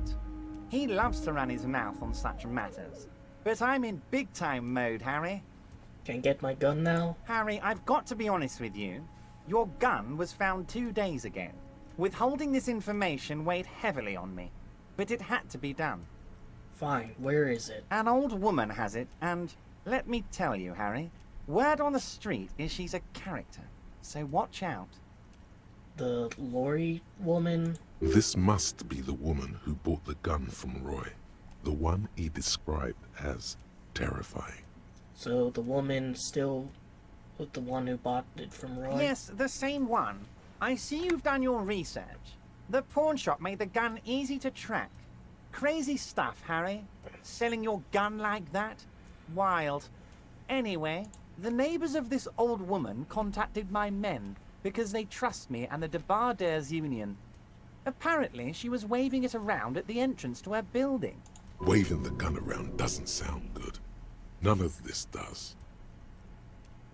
She was waving it around at people? As I said, she's a character. I didn't have time for details. It sounds like she's unstable, but don't worry. No one got hurt. It sounds like a very disturbed and desperate individual. We might be looking at someone with a medical history here. Watch out. Who is this old woman? Unfortunately, I don't know anymore. You're gonna have to go in blind, Harry. But she's an old lady.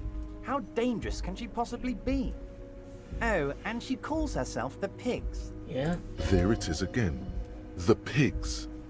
Like Roy said, not good at all. I, for one, find it refreshing. Finally, someone calls themselves a pig. It actually sounds extremely bad, but let's not give him the satisfaction. Can you set up a meeting? I already have. Tonight, starting 10 o'clock, near the old fish market on the coast. The one on the boardwalk, a little past the fishing village.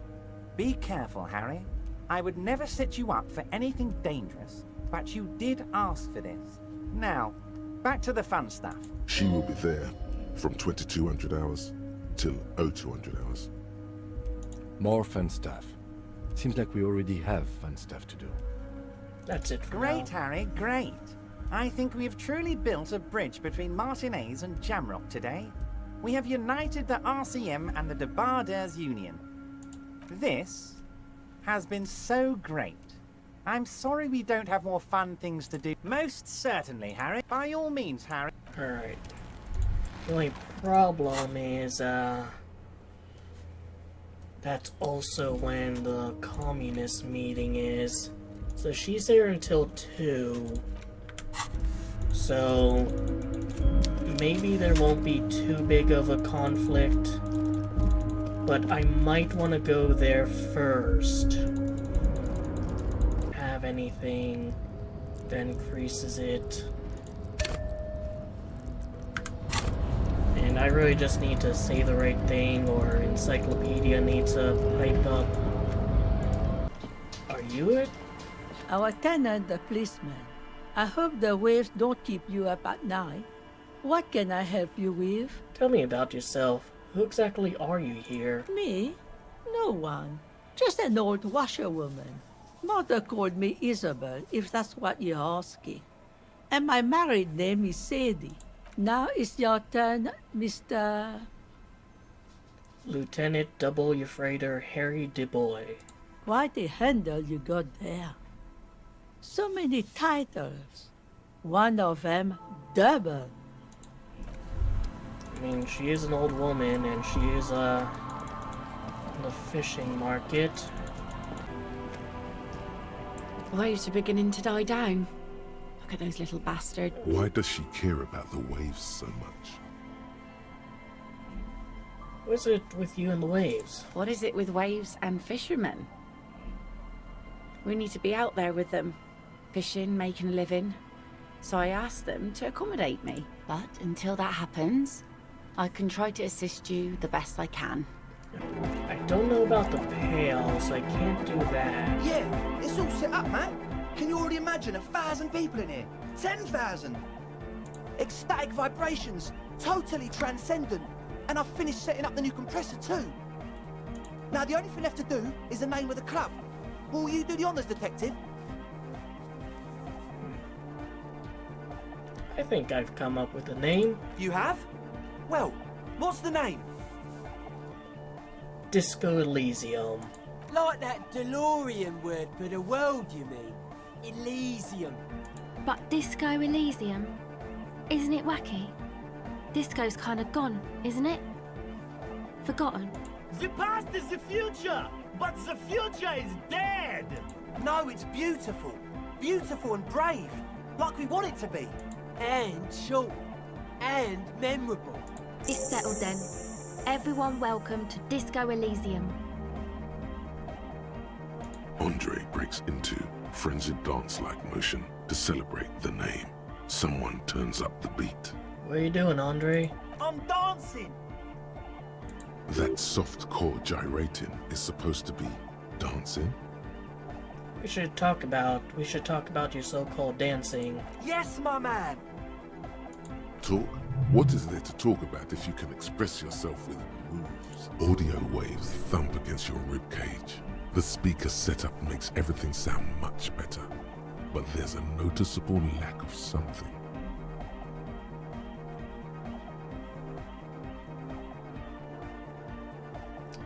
Savior Flare. Goodbye, officer. What's my thought here? The pockets of these new jeans are perfect for sticking your hand into. Makes you look cool, calm, and collected. Hey, it's a chewing gum wrapper. It reminds you of the fruity juice of apricots. You should inspect it closer if you have time. By the way, the raw materials were most likely exported from Seaguy, the apricot suzerain. Oh, hey, man. It's good to see you.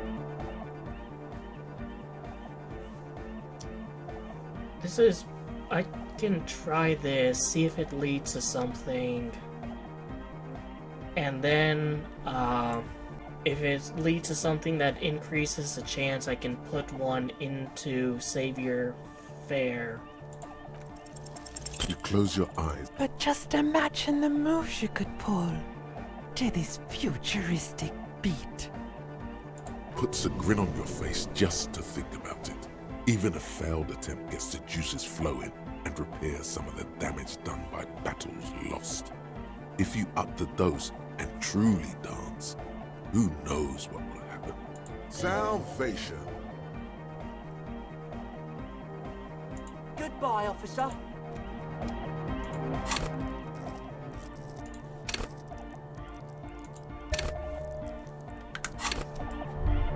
Oh, hey, man. It's good to see you. Still low. Goodbye, officer. She's whistling a melody. Hey there, and no, it's got nothing to do with Contact Mike.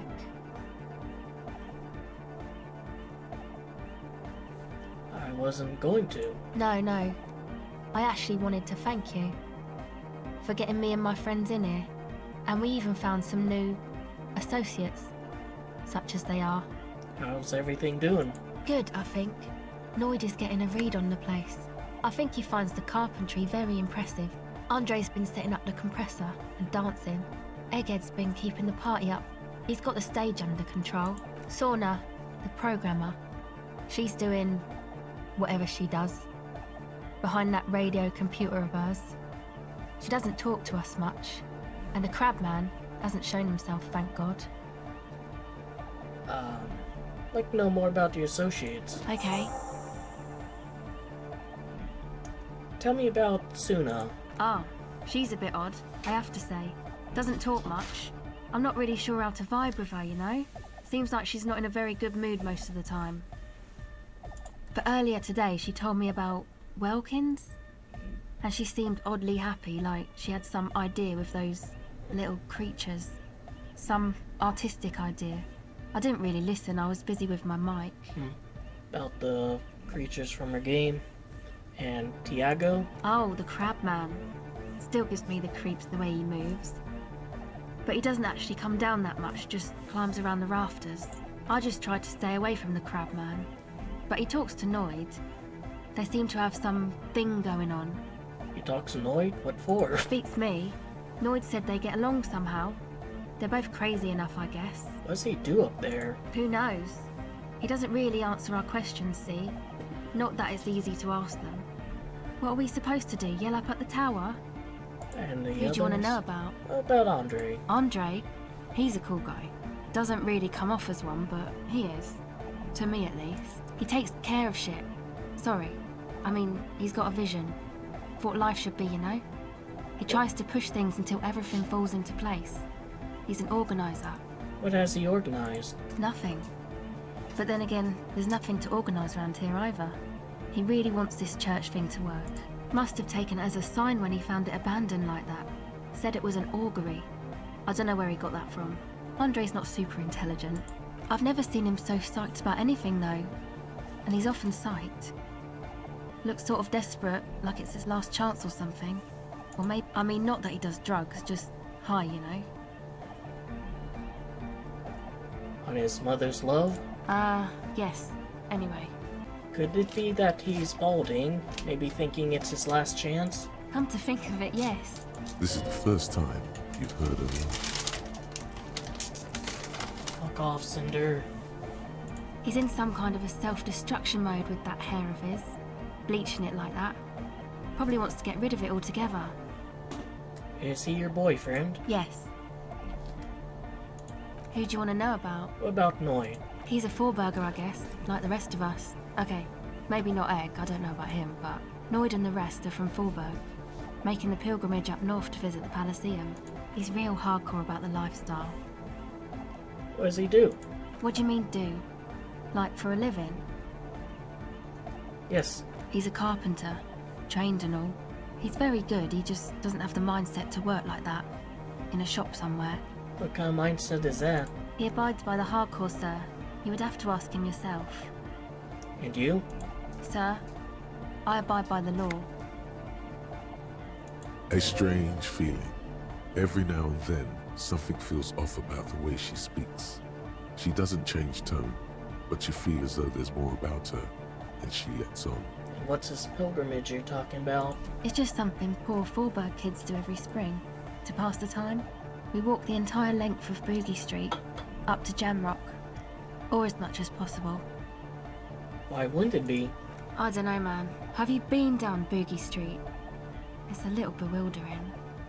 Sorry, but I've not told you I'm a raging alcoholic who recently drank himself into an oblivion so deep he can't even remember what sounds like the biggest street in a city. No?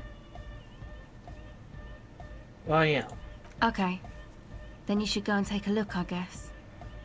Boogie Street is cool. It's got a lot of immigrants and all kinds of different people.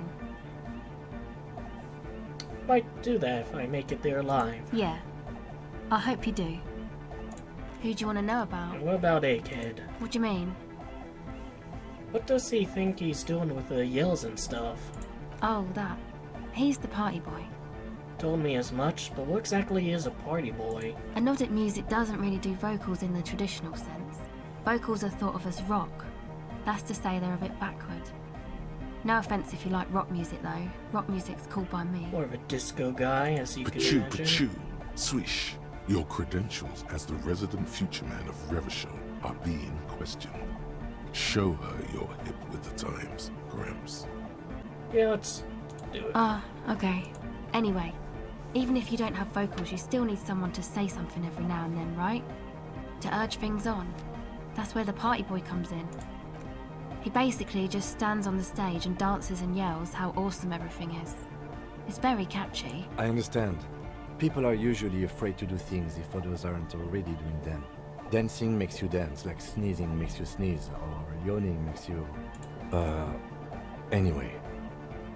Where's he from? How long has he been with you guys? Actually, we don't know where he's from. Or who he is, really. Just kind of bumblefucked his way into your group? One time we were out partying somewhere in backwater Fallberg. Or maybe even Coal City. I can't remember. Maybe it was Coal City. The worst of the Bandleurs.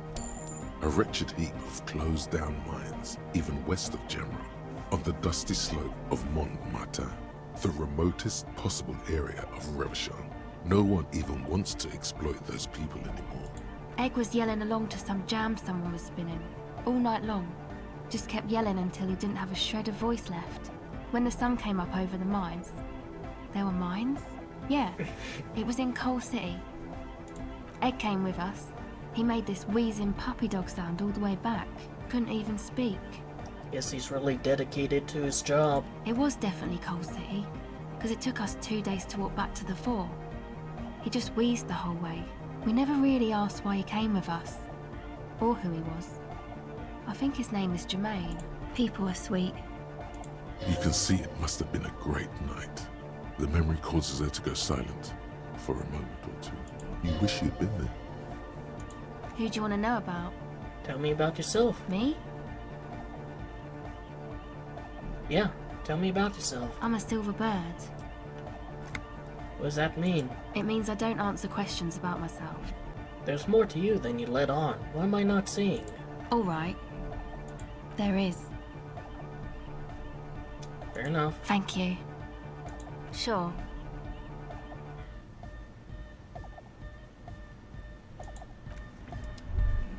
Alright, what about Noid here? You got us in, cop. I can't believe you got us in. With wonder in his sharp eyes. Looks around that. Between you and me, I don't know if you've noticed this about me. I'm a little suspicious of authority. But you really came through for the hardcore underground. Yep, and we're doing it nice and clean and drug-free. Yes, you really came through for the hardcore underground. How come?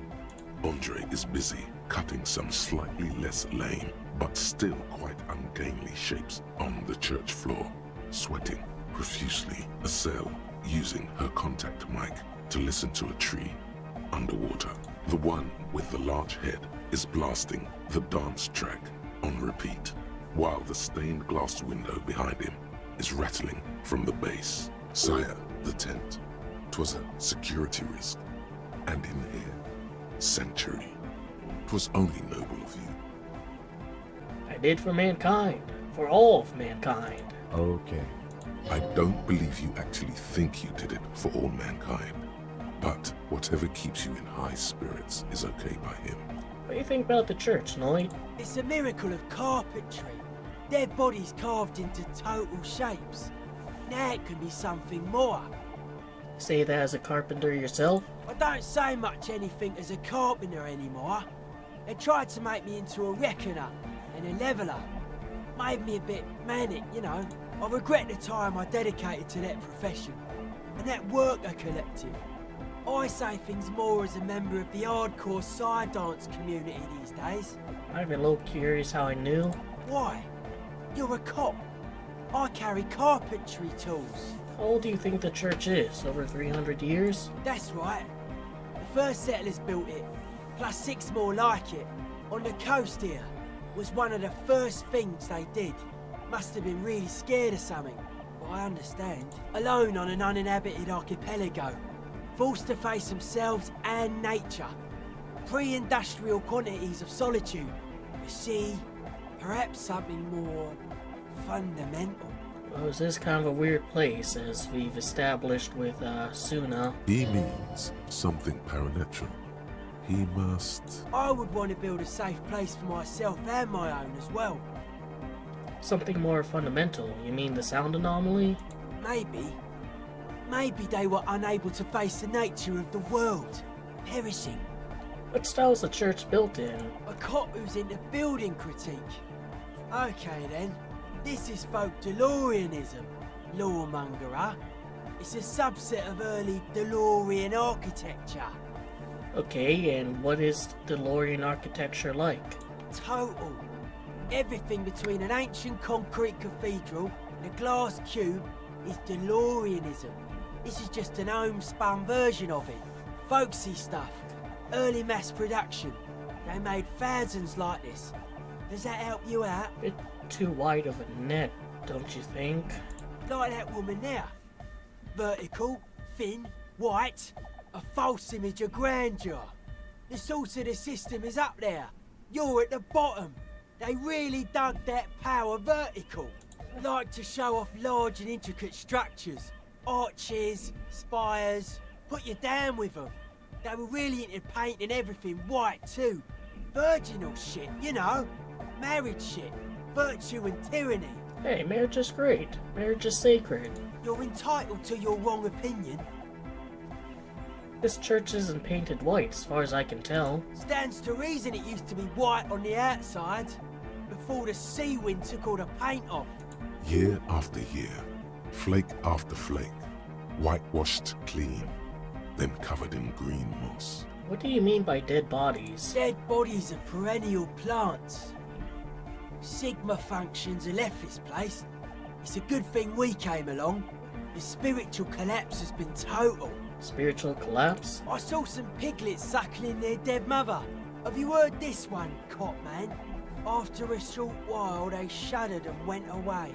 They had sensed that she could no longer see them, and that she wasn't like them anymore. What they loved in their mother weren't her body, but whatever it was that made her body live. End of quote. This is an high-quality carcass. The power of anodic beats and hard bass is needed to reanimate it. What you're saying is you're not a big fan of the enocentric system? A 3,000-year-old tyrannical regime of history, built and maintained by hundreds of generations of self-appointed intellectuals. It's false core. The way he says it, the force in false core is invested with 20 kilotons of disgust. You guys said the Ecclesiastes were all about love and hardcore before, remember? I only said unity. Andre doesn't care about the Ecclesiastes. He just wants the operation to run smoothly. And Egg is a demi-beast. You shouldn't listen to what people say. You should listen to what they are. And you propose dance music will supplement this system? Anodic dance music. Regular dance music wasn't hard enough. And yes, I do. And what do you think of the glasswork? I don't. Fucker giving me the evil eye. You want to get inside the church, now I don't like the stained glass window? I didn't know it was in here. We have to get rid of it. Dismantle it. Can't dance with a giant mass murderer looking at ya. Not a good look for the club. Mellow, man, mellow. No one's a mass murderer. This is a house of love. Mass murder on the floor! But she's the innocence of humanism. Humanism seems to be a pretty big deal around here. Humanism leads to eating sugar and pigs. Humanism was invented to mass-produce billions of humans. Billions of humans can mass-produce hundreds of billions of pigs. And many, many more tons of sugar. She liked games. Her legacy, the thing we live in, isn't real life. It's a strategy for some kind of victory against a long-dead opponent. But, yo, I'm only annoyed. What do I know? But she's pretty. She invented the beauty you're feeling. She and her glass cutters and iconographers. You set the standard, alright? Wait, you're some kind of fucking Muslim or something? You don't like iconography? Then you meet it. It's effective like that, but it is also very soft of core. That so-called beauty of hers. It seems I like soft because... You wouldn't be the first. Millions liked her. She's got those mass-murdering lips. Would you say she was, you know, human? I like this question, Cop Man. She did not live the life of a human. She lived like someone who's playing a game. The life of an operator. That's not the life that humans live. She was adored. Humans aren't. I don't know about you, but they hate me. And they do not think I'm innocent or some shit like that. Fame is a false existence. It doesn't happen inside the head. What a strange choice of words. Caustic. Overflowing with negativity. That can't be healthy. What's happening here? Why do you keep coming back to this window? I don't know. Well, you shouldn't. You shouldn't come back to this anymore. Stop talking about it, please. The mass murderer? Why? Okay. Are you settling in? Odd to say, Cop Man. Signs in here are distinctly wild. Gonna take a while before everything's properly synced. I did get to talk to the Crabman, though. You mean Tiago? Anyway, he's been giving me kind of a psychic rundown of this place. Doesn't he like Dolores? Dude's seen some crazy shit, but he's actually a lot like us. You mean all his sobriety stuff isn't too restrictive for you? Talking to him, I realise that sobriety can be pretty hardcore too. I gotta respect it. The man picks up on stuff, and he knows a lot about the church. I got a lot to learn from him.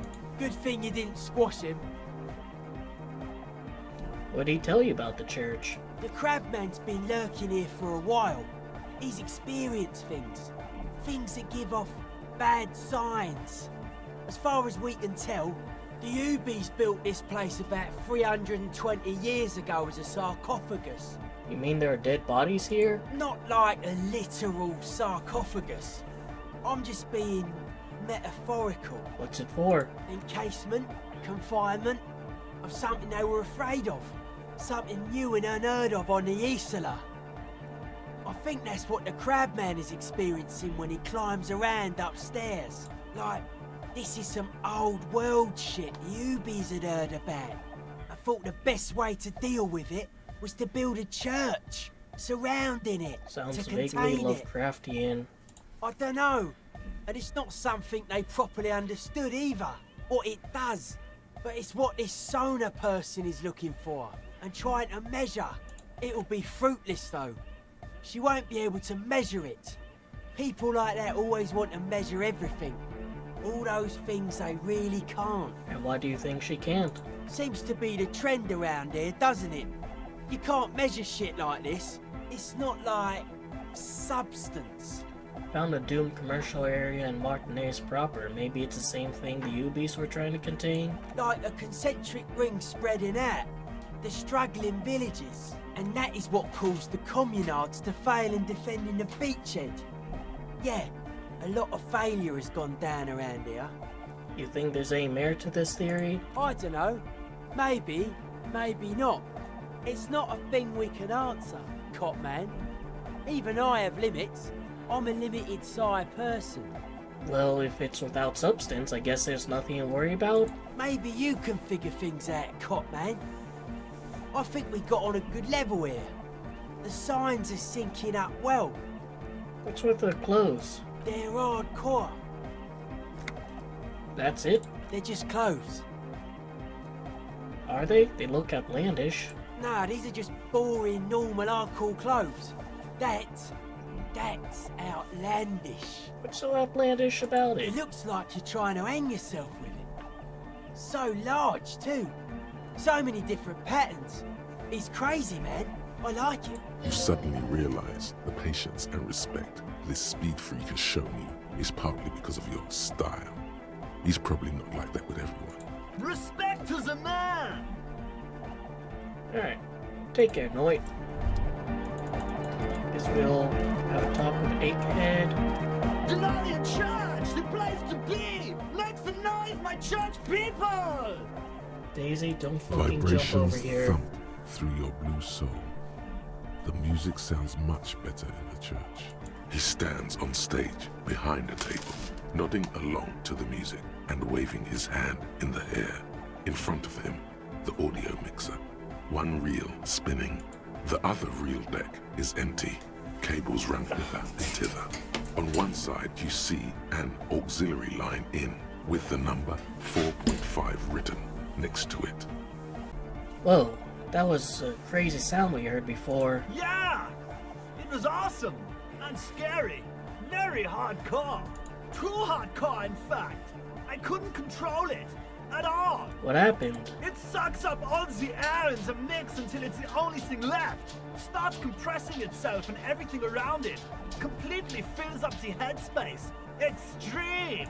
Inside your chest, the heart beats still with the after effects of the sound. Imagine if you could harness that power, making it pulse. Is there anything we can do about it? Oh! I don't know. Maybe someone can do something with this. I imagine this is the sounds that the future could make. Sounds like the future could be even more hardcore than I ever imagined. Yeah! How do you like the church? Yeah! Back on the case! No disgrace! Bring it down to party place! The first page of the second chapter! Could it be? Maybe for him, you only have a chapter or two left in you. Last of the penultimate, more like. You said you were worried. What do you think is wrong with the music?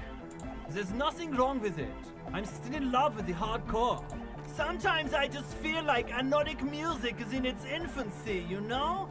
For example, take this Arno van Eyck jam I've been pumping for the last months, and will continue pumping for the rest of 51.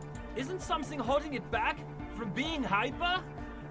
It's like it's only ultra. I think it's super hardcore, but you're right. It's not hyper hardcore. If anything, it sounds a bit proto, like it's not fully formed yet. You might be a moribund alcoholic and a failed cop, but you are pretty certain a thing cannot be both proto and hardcore. It's only ultra hardcore. It is, but how could it become harder core? I know the answer in my heart, but cannot sink it in my head. If this is not hyper, how could anything be? Wait, just remember, it's something. I'm the police. Uh-huh. What? Guys, there's something happening. Oh yeah! He's doing it! But you're not. This... I know! So does mine! No! Yeah! Physical instrumentation. Alright, I'll do it, and then if it fails, I'll just... Good morning! Yeah! Harder! You know it in your lungs where the pressure should vibrate, in your heart that's alone, and in your solar plexus where the hits should land. So does every chordate animal. Needs more bass. What? Or bass. And a melody. A good melody is what makes the song really stick. So that you can get out of your head. You can't get out of your head anymore. Wow! Okay! We should start with the melody. But where would we get that stuff from? Nowhere. I don't know. I was thinking you would know. I'm sorry. I don't know anything about Nordic music. He feels ashamed. He can't be of more service to the future of dance music.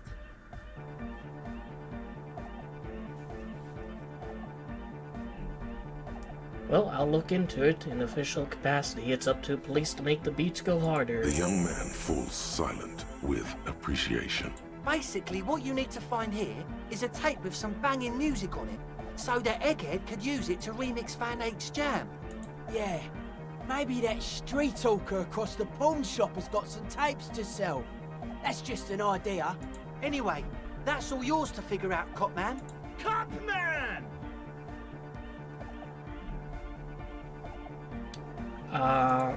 I guess I can go there.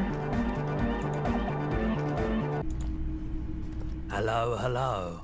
Let me know if I can help you with anything. Alright, so I think it might be the Littlest Church one. Good morning! They have a tape. Tape! Yeah! Spins the tape until the space escapes! What about this yeah! one? Righteous! I better get that back. No! No, can't do! This is gonna make people sad! This isn't sadcore! Yeah! Alright, need to find a different tape from then. Dog's been walked and animals been fed. Back to gaming.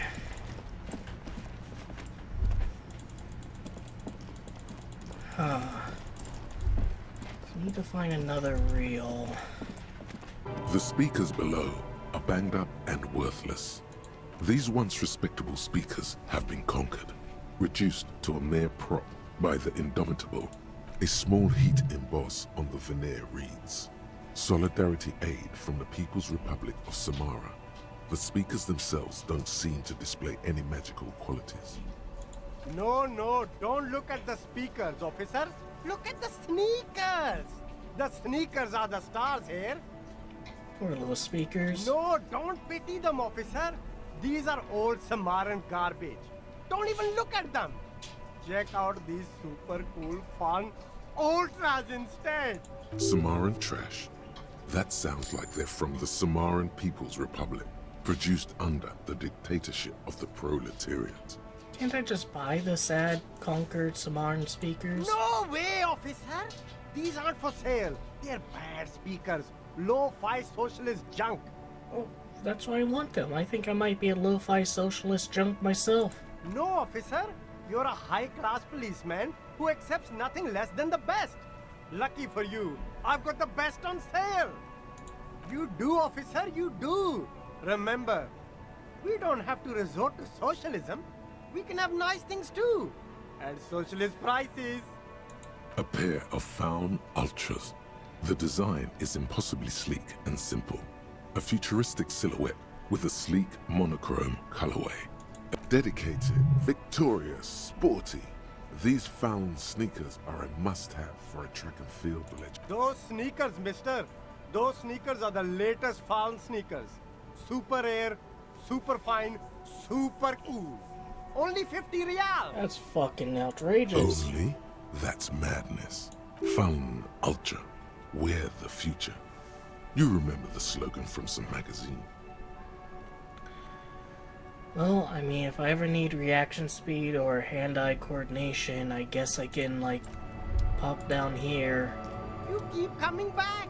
That's good, officer. Keep browsing. Bronze-colored ribbons of magnetic tape are caught in its branches, fluttering in the breeze. Is equipping the... The gnarled hawthorn tree on Rue de Saint-Gilles like an immaculate lap. You just can't get it loose. All you've done is make your fingers bleed from the thorns. A mirror hangs on the bathroom wall. In it, your face, adorned with the expression. The chain cutters slip out of your hands as you attempt to twist the faucet into place. Well, you know one thing for sure. You've probably never been a plumber. It belongs in the new, the third decade of the current century. Enough time had passed from the failure of the revolution that, for a fleeting moment, free market economy seemed like the ultimate, uncontested way of life for our species. Things were good. It was smooth sailing. People made gold and champagne-tinted interiors and facades to suit the times, calling this the new style. But more importantly, disco happened. Forget about ostentatious orchestrations. For Revachol, your city, that meant only one thing. Guillaume le Million. If it doesn't rhyme, you're not pronouncing it right. Out of the dazzling swirl of disco music, in an open-air boîte de nuit, somewhere in Revachol West, Guillaume's blonde mane appeared on the screen. He sang some bullshit. Then he made the expression. So I adopted it. Why? Everyone loved it. Maybe you thought some of the stardust would rub off on you. Maybe it did. Either way, it's all gone now. Only the grimace remains. I feel the need to add a clicking sound while I make it. Click, click. The click is used to spur on a horse. It also features heavily in Guillaume le Million's regional mega hit, Don't Worry, Your Pretty Little Head. Sometimes you like to add finger pistols to the mix, because, unlike Guillaume le Million, you are a police officer. It's your nifty little way to say, I'm armed and dangerous. How long ago was the new? There is a vast ocean of time between right now and the expression. Looking good on you, or anyone. 2 decades, if the calendar is to be trusted. Humanity has run aground in that time. It's a different world now. The expression is a relic. Anything else, like who I am, why'd I become a cop, why'd I drink myself into oblivion? You have some understanding of the near history of disco, plus the trivia you've picked up along the way. Episodic memory, however, remains in the dark. It may never return. You should prepare yourself for that. Does this have anything to do with ostentatious orchestrations? Not really. OO must have just stirred your mind. They're more like a disco rock band anyway. Alright, that's it then. It doesn't have to be. You can swoon over Guillaume and his champagne-corked smile whenever you want to. Maybe some of the stardust will return. Did I try going in here? Do I still have the key? The door has braved the elements for decades. The copper nails hold not a sound. Even the darkness is older. The key stops midway in the lock. The tenant's key is in the lock. The lieutenant looks first at the door, then back at you, then signals you to back off from the door. I guess I can talk to her. let her know about Everett's plan. You're back. Good. What can I help you with? She's not even asking you anything. It's so easy to just say.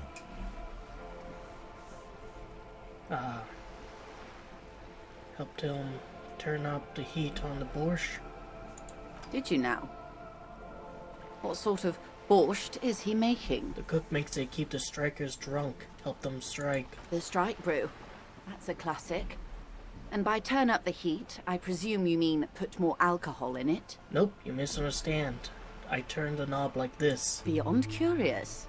I will choose to interpret that as you turning the alcohol in the strike brew down.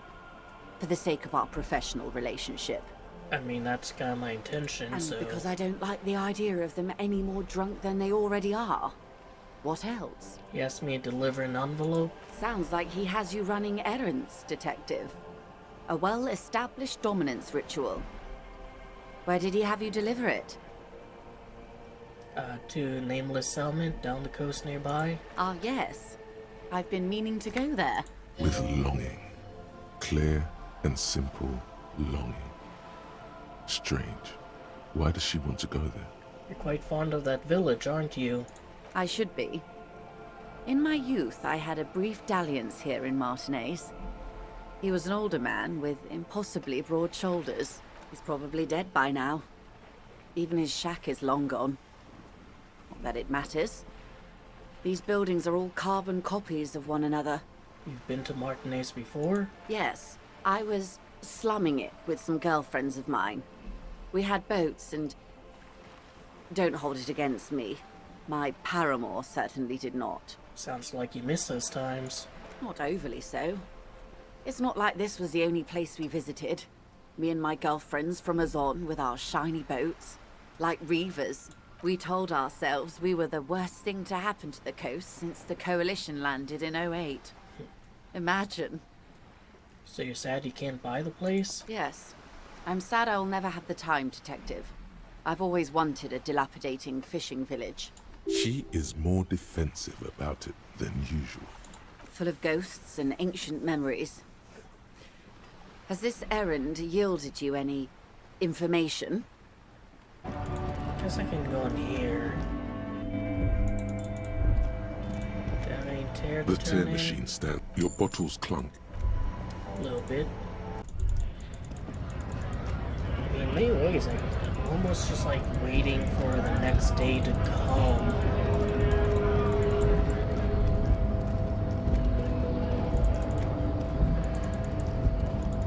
So is your head still here? Yeah, unfortunately. Anything you can tell us, bub? Oh, hey, mister. Sure, mister. Absolutely. I'm always willing to help out nice fellows such as yourself. You seem to know everyone around here. Why ask about someone? Mr. Everett doesn't really want me to talk to people about union guys. But who did you want to talk about? Tell me about this Edgar guy you keep mentioning. Mr. Edgar is Mr. Everett's brother. He looks a bit younger, he does. But a very smart fellow. Very smart fellow indeed. He's away on some union business. Not even in Revershaw, they say. All kinds of places he visits. Him and his brother both do when they're on a vacation. Right now, it's Mr. Everett's turn to look after the union. But last year he spent a whole winter in South Africa. Left with the first autumn rains and didn't come back before the trees were green again. South Safari. A lot of bulk chemical manufacturing going on there. A lot of cargo shipments being made, too. Tell me about Manana. He's a union man through and through. Good guy. He's very calm, laid back, doesn't do much, talks to Everett sometimes. Honestly, I don't know what he does for us, but it must be important because everybody likes him. Yes, they do. I think that's what he does. He makes everyone feel a little better. So we don't know much about him. It's not communist, but he does have ideologies. Alright, tell me about the shit heap I kicked. Whoa, he's really something. He doesn't talk much to me usually, but when he does, I don't really understand most of what he's saying. Actually, I don't think he would like me running my mouth about him like that. Once he said he's a dragon to this mob fellow who came picking a fight with some union men. Yeah, I think he really believes Jean-Luc was a dragon because he ran right off. Another time he almost killed another guy, but I shouldn't talk about that. I think we'll have a chat with him about that. What about Titus? Oh, Titus is a longshoreman through and through. He was born on a boat, they say.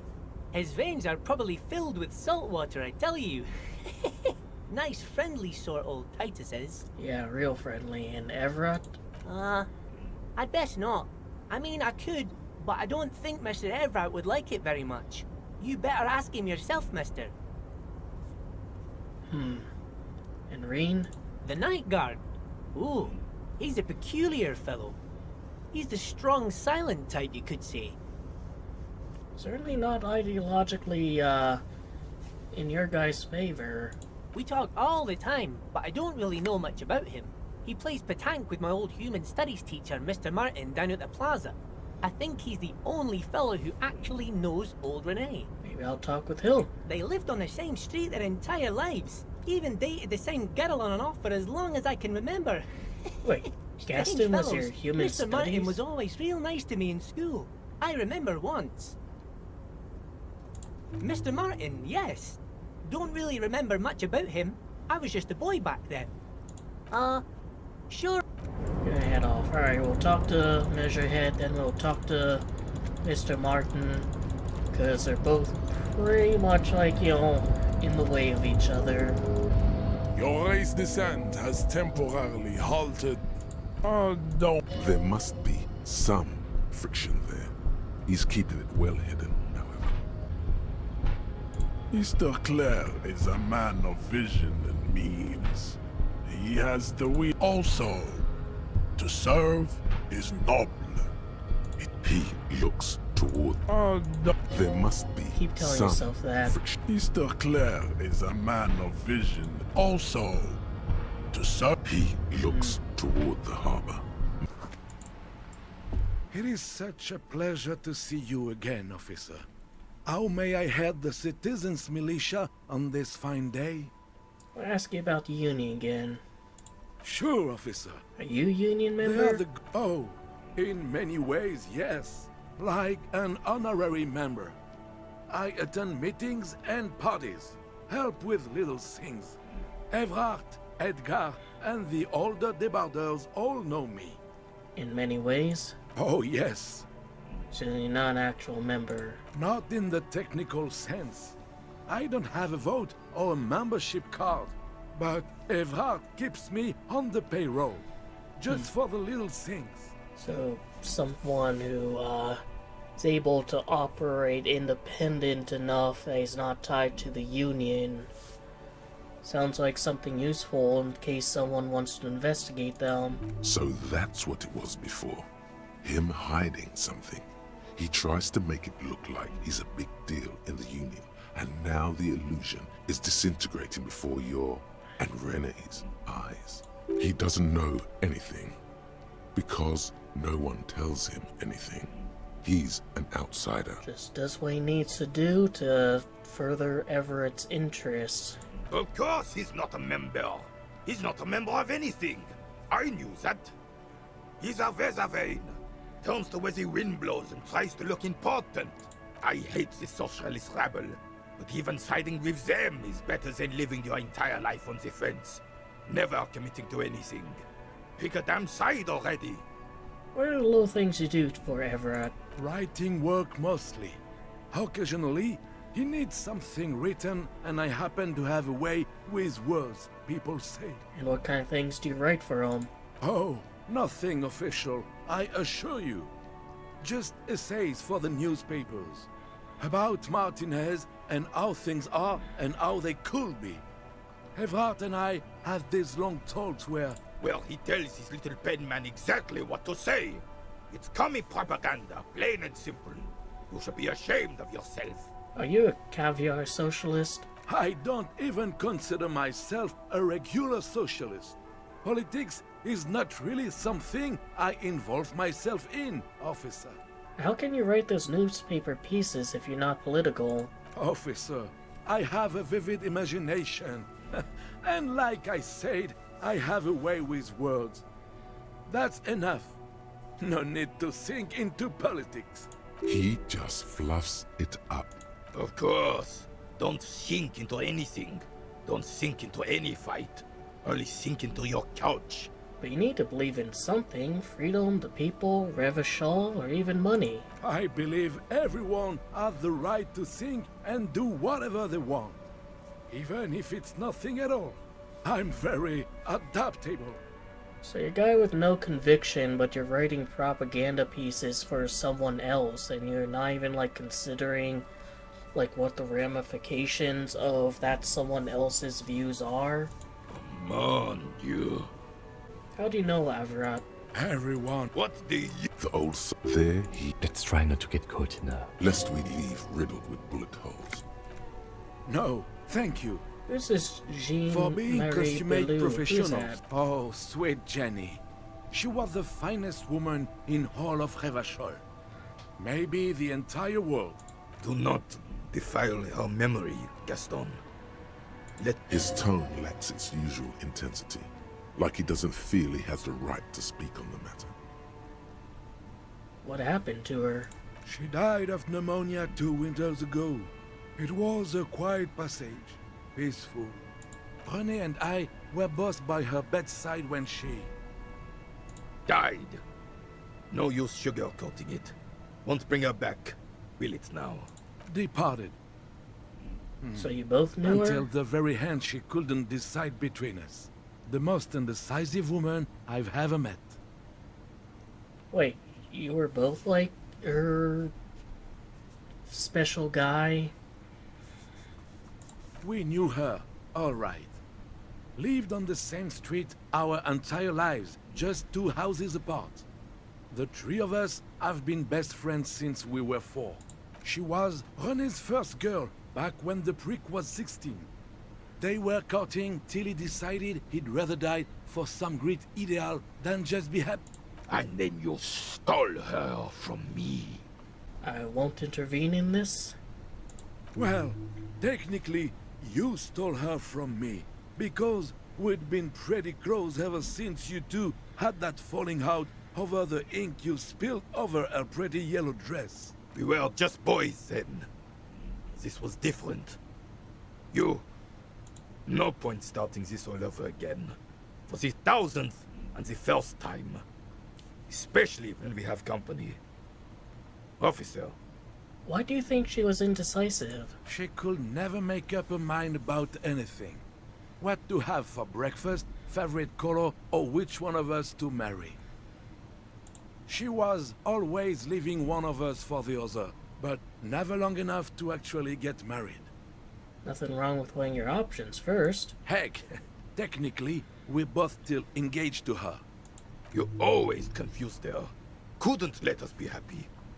Seduced her with your fancy words and pastries. He suddenly remembers you are still there. Falls silent and turns away. Of course, officer. Memories are all we have left. And what about you, now that I've unlocked some I like core playing memories? in the dark. Sharpens your nocturnal instincts. Feels like being on Recon again. I understand Jean-Marie meant a lot to you. There's nothing for you to understand here. It is not her death you are investigating. Where was the photo of you two taken? Revachol Fair of 91 in the Faubourg district. A parade was held to honor Guillaume Le Lion's name day, and the Carabineers marched in the place of honor. You look so happy in the picture, smiling. This was the happiest day of my life. What happened with you, Gaston and Jean-Marie? I was 22 when I returned from King Guillaume's Akira operation in the south, and found my sweetheart in the arms of this wretch.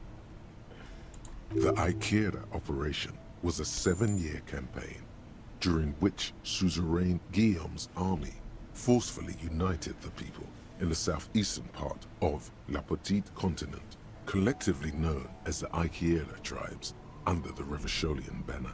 I won her back, but while I was dealing with some issues, You were like a dark cloud sucking the joy out of every living thing around you. And you hurt her. Dark cloud. That sounds unpleasantly familiar. Those days and memories are gone.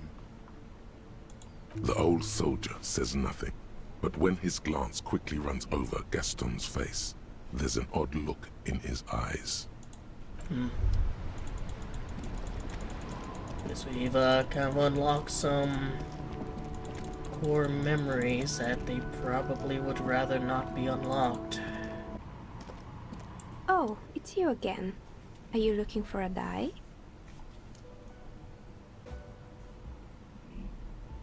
I think I have just the right one for you. Police colors. Because I'm a police officer, right? Not the most original, I know. But sometimes the obvious choice is obvious because here, catch. They're a gift from me. A beautiful woman tossing you a gift. Whatever you do, don't overthink it. You overthink it. Your hands can't agree what to do, and the two dice drop to the floor and scatter in opposite directions. Down the drain, like your career. I apologize, officer. That comment was unnecessary. That one is made of bloodstone with a lapis lazuli inlay. The other one was the inverse. It's a shame. They might have brought you luck. You definitely need luck in Martinez. Is she pitying you? Now, was there anything else? Oh, I guess there's There it this. is again. The scent of apricots with a touch of cinnamon. Smells like the end of some distant summer. The surface of another planet, or some ancient temple. Take a deep, deep breath. Bitter, citrus, sweet. It seems to grow stronger, like a glow, with every breath you take. Whatever petrochemical byproducts they used to create this artificial flavor have bonded tightly to the wrapper. Or is that just your memory filling the gaps? Until a blossom of skin and flower petals erupts behind your closed eyes. Made of feels so familiar. End of summer? The sun sets into the sea, but the water does not boil. Instead, it turns to liquid gold. For a moment, the world's store of precious metals seems to increase dramatically, and you are rich. There is a movement next to you, the shuffle of a small coat, warm like the evening. But when you turn toward it, there's nothing there. Wait, come back. Why are you talking to a gum wrapper? Ancient temple? Yes, from the height of antiquity, a long time ago. Alright, and I got a new item.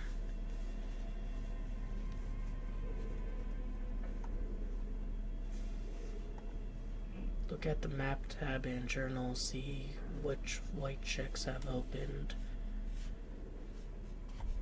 Oh, so I can do all of these. Well, I can't even, like, do this one anymore because he's gone. So I think this does, like, just make it so I could redo these. Try and think of one that I might have screwed up. I'm looking for, The porter reel is just what you needed. The reels attached to the apparatus with a satisfying. You press the large button marked Commencer, and the tape starts spinning. There's a small delay before the song starts playing. It sounds like someone's moving in the room, getting comfortable. Then the organ starts playing a simple, melancholic tune, echoing in the hallway. A lone singing voice joins in, telling you about the tiniest church in Cessons, surrounded by even tinier yard. You almost feel the seaside mist on your skin. It's mega sad. Within seconds you know, this is the one, the real shit you've been looking for. The one you trust your room to that Claudia told you about. Perform it. A click. Then silence for a bit. Then the tape stops spinning. I could sing this for karaoke. I think I could sing this. Of course you could sing this. You could take sad to a whole new level with this. And you already know the lyrics since you've listened to it like 1,000,000 times. Yup, they're all here. All 3 verses. And the B-side of the tape contains the instrumental version. It's like the world itself is telling you to do it. Only one obstacle stands on your way. What? Gart. You have to convince Gart to let you sing karaoke in the whirling. After you've won him over, you can express yourself. Let the pain out. Make everyone understand. The lieutenant watches you pack up the boombox. He doesn't say anything. He knows. Gart. I need to express myself in ways I've never done before. No, you don't. It's not happening. This is my way of apologizing for a trouble I've caused. Please, let me say I'm sorry. By causing more trouble, I think we're good. Johnny Law's about to tear it up sad style. The whirling doesn't need more sad style. That's one of the styles it can do without right now. It's part of my quest for self-discovery. Help me. The whirling's not a charity or a musical therapy clinic. It's a commercial establishment. You're going to scare away the customers. Why do you even have a PA system if no one's going to use it? It's for no one. It's a prop. I'm not letting anyone use it after the great karaoke catastrophe of 44. What happened in 44? A lot of people got killed because some arsehole wanted to sing karaoke. It's not a prop, it's for your clients. I know it's used. Okay, yes, it's for some clients. I'm a real client. I've paid my bills and have the right to use a karaoke machine. Ha! Well, we don't have any tapes. They all got stolen. It's alright, I've got my own song with me. The man in the vest and the violet shirt stares at the tape you've just given him. He begins to frown. Hard.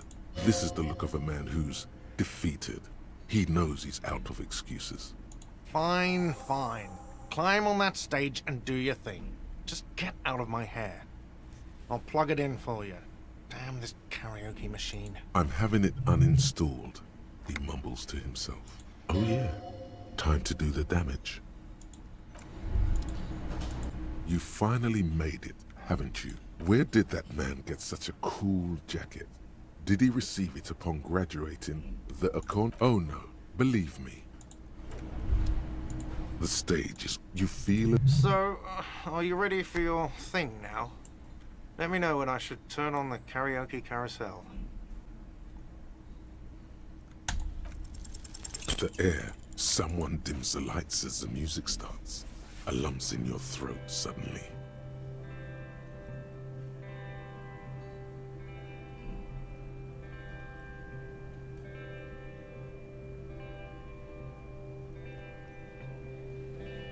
I would often go there to the tiny church there, the smallest church in Sanson. Though it once was larger, how the real may rest there, down through the mist there, towards the Seven Sisters,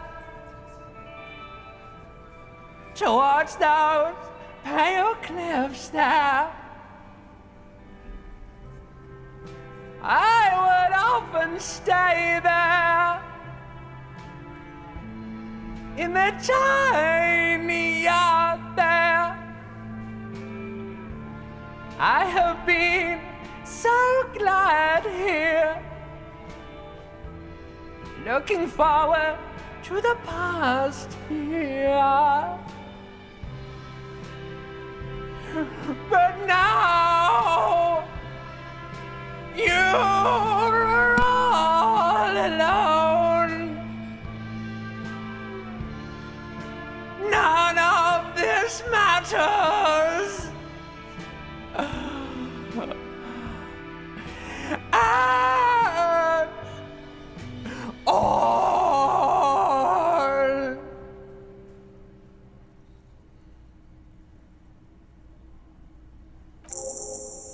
That's it. I'm unplugging it. That's it. You're unpowered. Let's go, officer. These people wouldn't know a good performance if it beat them in the ass. Detective Dubois. It was downright tragic. Now, let's go. I mean it, he thinks. To him, being a cop in the RCM was truly expressed in that performance. Are you ready for your thing now? Let me know when... The air is thick with anticipation. Someone dims the lights as the music starts. Okay, here we go.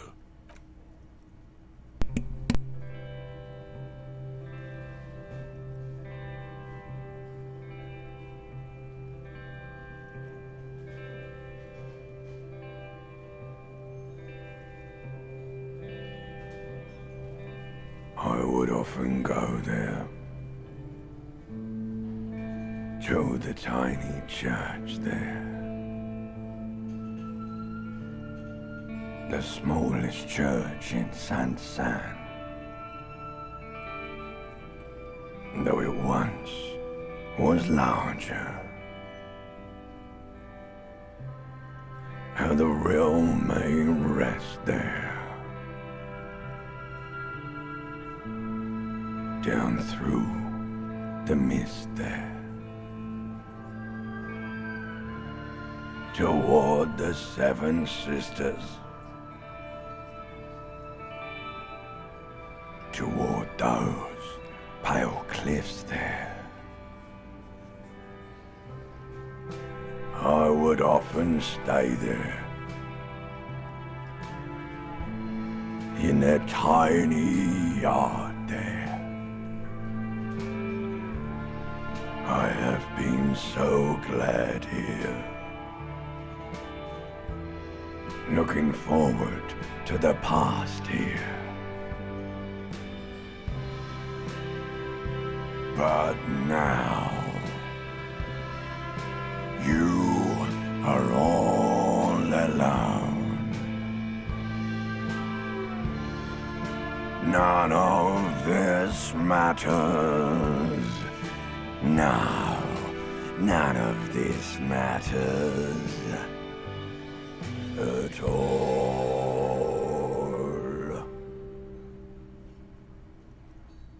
Alright, so he has a completely different voice. A lazy applause fills the room. You feel your hands shake as awareness of your body returns to you. Ancient reptilian brain has the one dedicated to Kim. The lieutenant doesn't say anything, but gives you a quick smile before turning away. Good, good. Are we ready? I want to unplug the microphone now. Last words? I'll leave enigmatically. Alright, so that's the two versions. I'll make sure to put both of them in the video, hopefully, so you can see what it's like to pass or fail. And you tell me which one you like more. I actually think in some ways I like the failed version a bit more, just because it just has a lot more emotion dripping from it. The successful version, it's really just him kind of talking, using his reptilian, voice, and then I can get more levels. The lights are so pretty when it gets dark. Just gonna remove all my clothes in front of this tiny child. Excuse me, miss. And what gives me composure? Guess I'll put my necktie on. See, not completely naked child. Can level up again. How many levels do I have stored? The lights are so pretty when it gets dark. The girl keeps her hands folded, hidden. Why is that? Why do you keep your hands folded? What do you mean, sir? She knows where this is going. You don't need to be worried. I'm here to help. She looks around anxiously. Her hands remain folded in front of her. She doesn't want to show them. The lieutenant stands by, looking at the two of you with little interest, a facade of true professionalism. He is far more intrigued by the situation than his poise reveals. It's okay. She brings out her reddened hands, her nails frayed, nearly chewed down to the flesh. You bite your nails? And you knew this from me keeping my hands folded? There were a few other hints. Well, That proves nothing. Anyone could do an easy deduction like that. Want more? Bet I can figure out why you bite your nails. I got a few reasons in mind. She nods, half provocative, half enthusiastic. Tight because of your mother and the pressure she's putting on you. Maybe so, sir. Okay, I know it's a bad habit, and I shouldn't. Either way, another ace deduction by the #1 detective in town. It was okay, sir. There's more that can be achieved here. Ask her to do the same. You think so? Fine, do better. Deduce something about me. You're quite sober. The lieutenant does not flinch at the comment. He does not flinch even a single bit. He is intensely not flinching. It takes effort.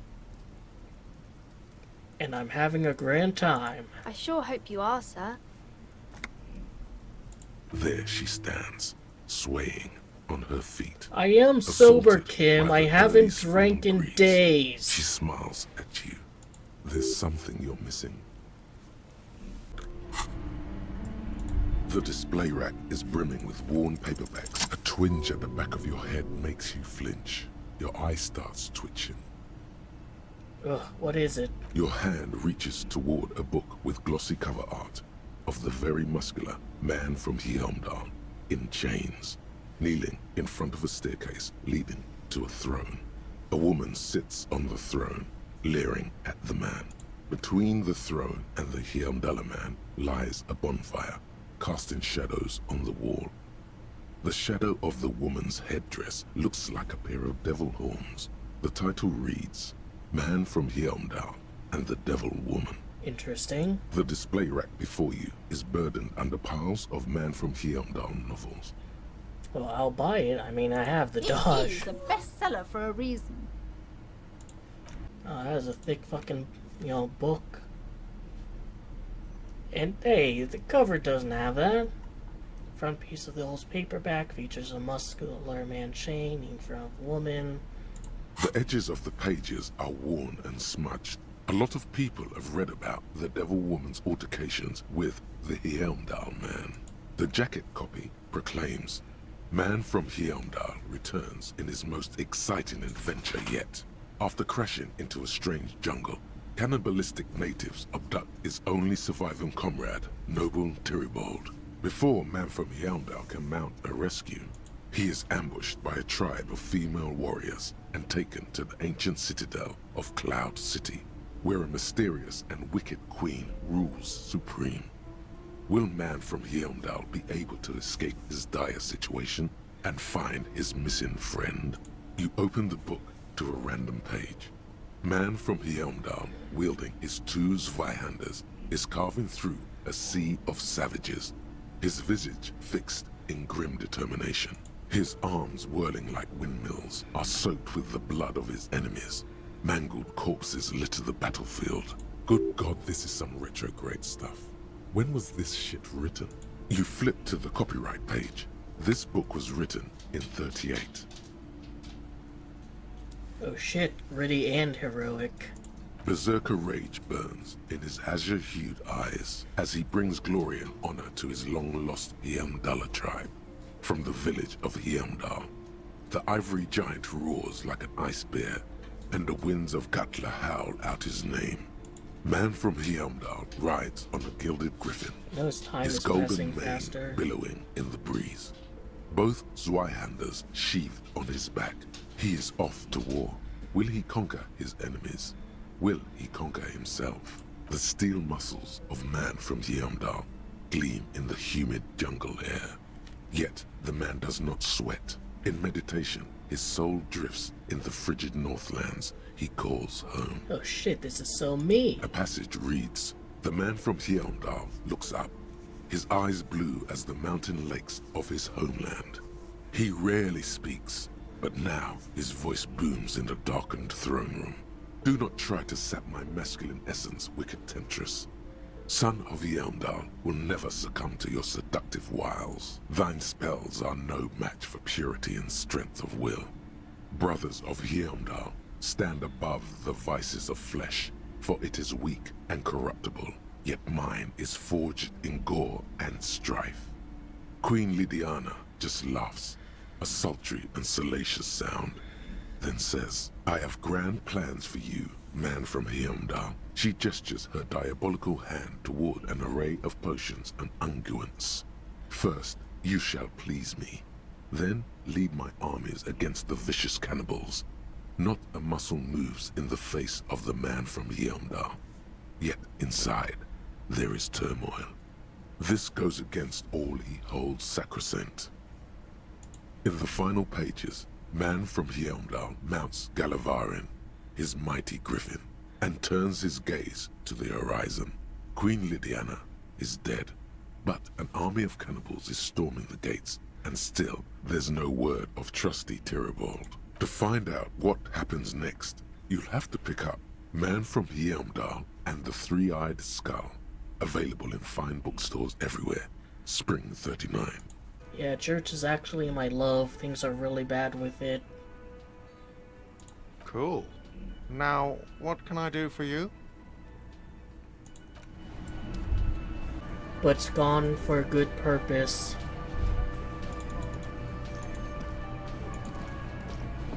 I've got nothing to say to you. What are you Why going are to you do to wasting me? What are we going to do to you? You were specifically asked not to say that, and then you said it anyway. You junior delinquent. The union isn't going to do anything to you. It is not a crime syndicate. It is a labor organization. Goddamn right it is. If anything, it is the RCM who do things to people. But we digress. You keep coming back. That's good, officer. Keep browsing those. Something cold grazes your hand. Synthetic and sleek. A windbreaker. Good choice, officer.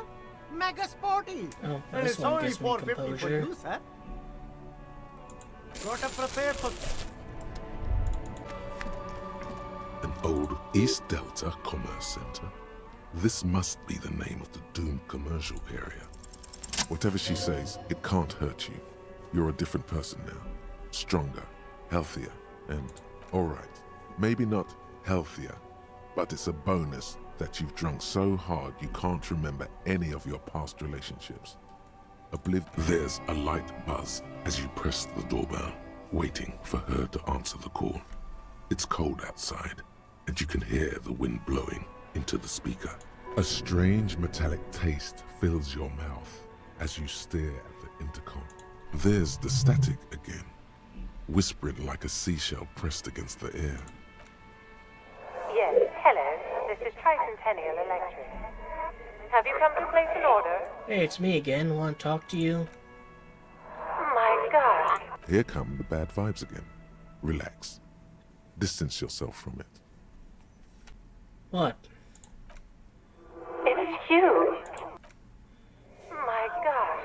I didn't think I would hear your voice again. Wait, is she... Wait, are you repeating your words?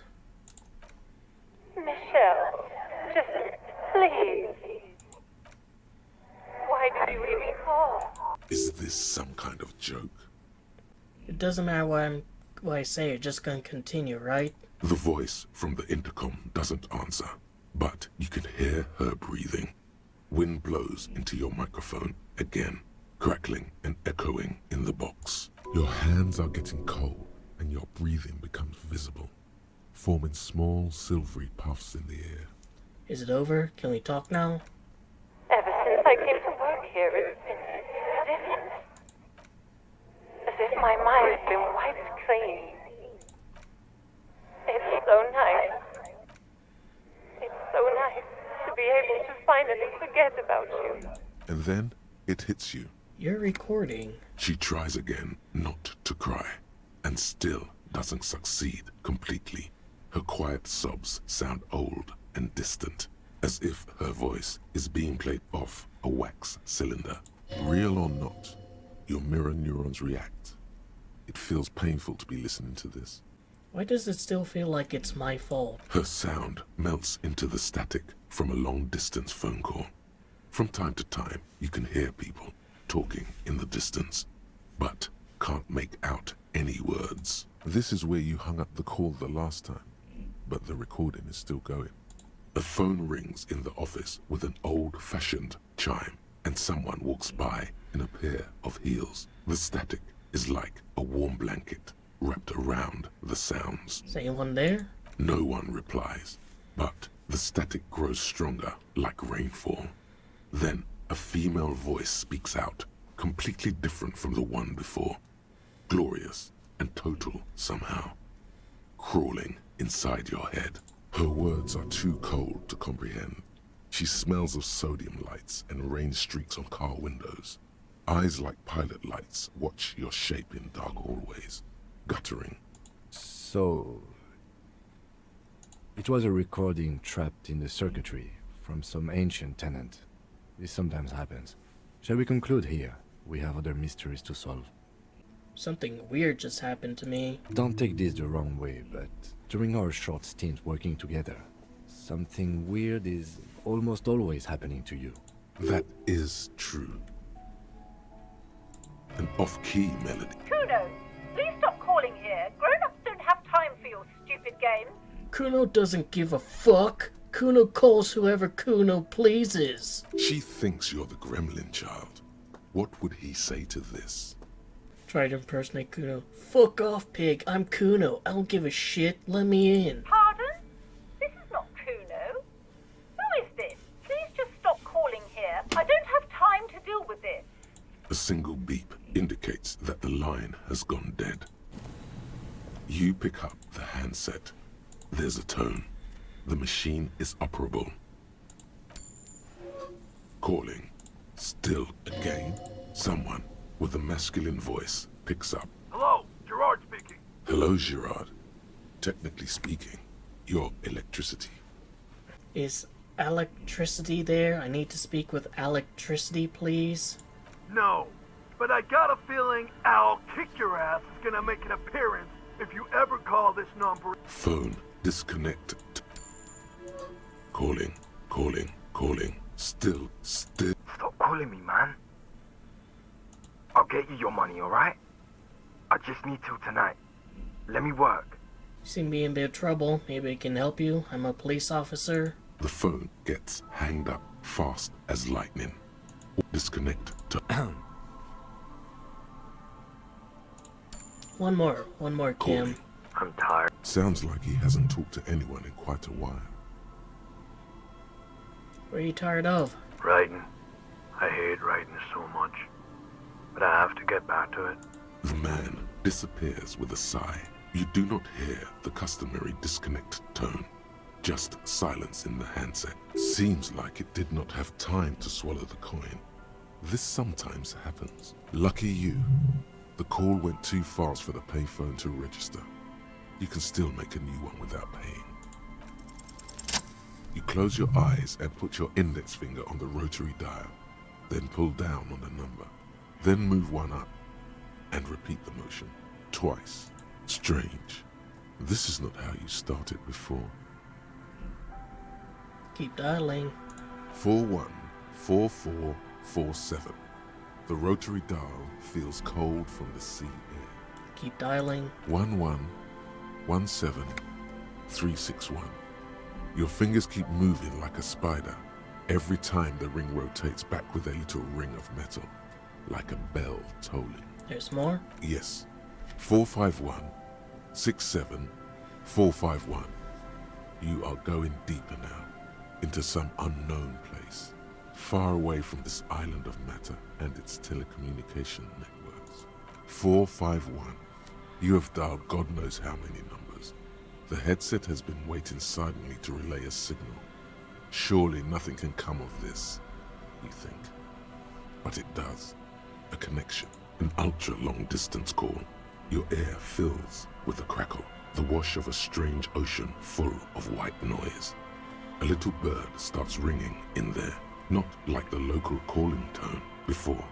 No, a small ring in a cage of distortion, far away.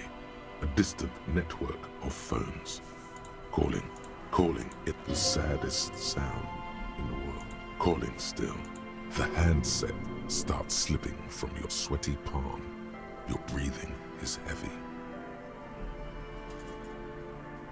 Let call more. Calling, calling, calling, calling, callings. Then the ocean breaks.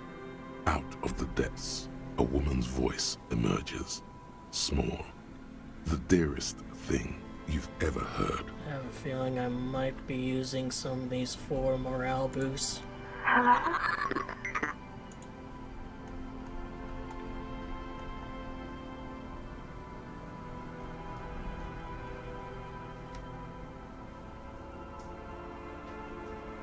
Hello? Hello? Who is this? Who is this? Dora.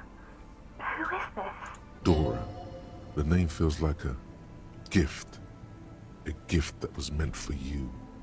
To Is make this it my, possible to like, live. ex-wife? And fight. In the distorted distance, you hear someone turning next to her. Oh, Bed shit. springs rattle. Don't react. Whatever you do, don't react to that last thing. It doesn't matter if you react or not. You still think you hear a man's voice in the background. It's covered in pain and white noise. Your voice is so beautiful. No, no. It's you, isn't it? It's you. I want to die. What? I want to live with you. Oh no. Is that you? This is too much.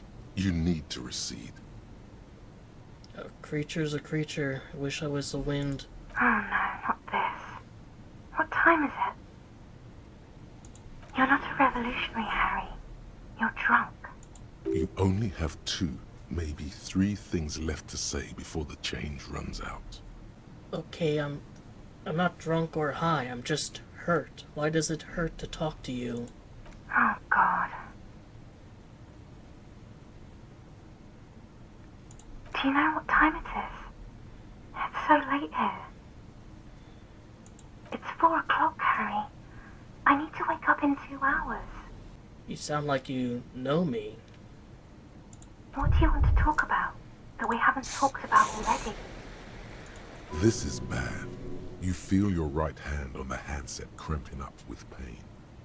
Where are you? You sound like you're in another world. I'm in Morova, sleeping. 22 million people live in Morova, the capital city of Grad. It is the capital of the world after Revachol was destroyed. Is someone there with you?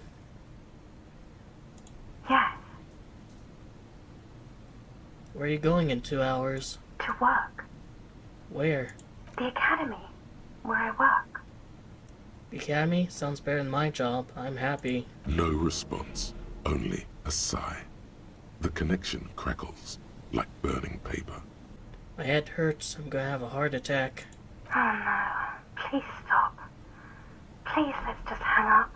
I am the law. I'm a detective. I'm doing a case. There's a hanged man. She does not answer anymore. I'm gonna solve it. Harry. Disconnect tone. The machine ran out of money. Yeah, I think that was his ex. Good morning! Yeah! Are you a thought reader? No nation, but trans nation! No war, but class war! So you're not a thought reader? You're a communist? He's not a communist. It's just something he likes to yell. He picked it up from a tape jockey at the Elysium. She was a communist, though. See, they're using communist, not communard. Like, I don't get that. Yeah! With a rebel yell! You should be an ultra-liberal. I can be an ultra! If you want that, do you want me to be an ultra? Please don't turn him into an ultra-liberal. Oh, jeez. Please don't do that. There's enough exploitation in the world. Don't be an ultra-liberal. That path is too hardcore. Yeah! See how we're at hand. I'm gonna go to that communist meeting, then I'm gonna go to, get my gun. Stop and starting recording.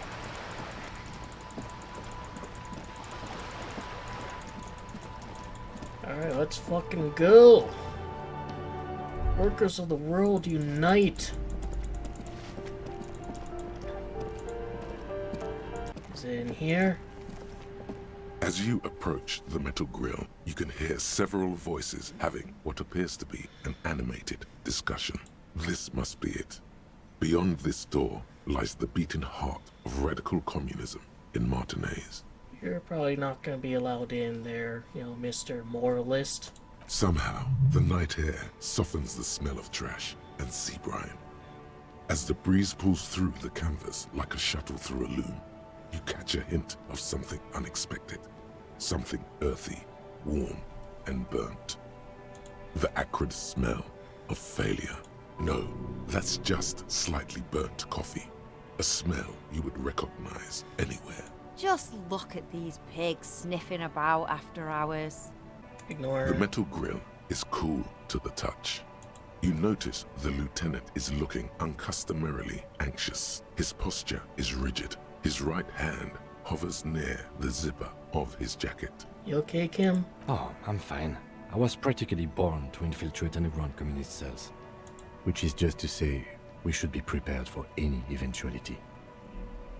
You can make out at least two separate voices. Two voices, both male, approximately early 20s. Careful with those now.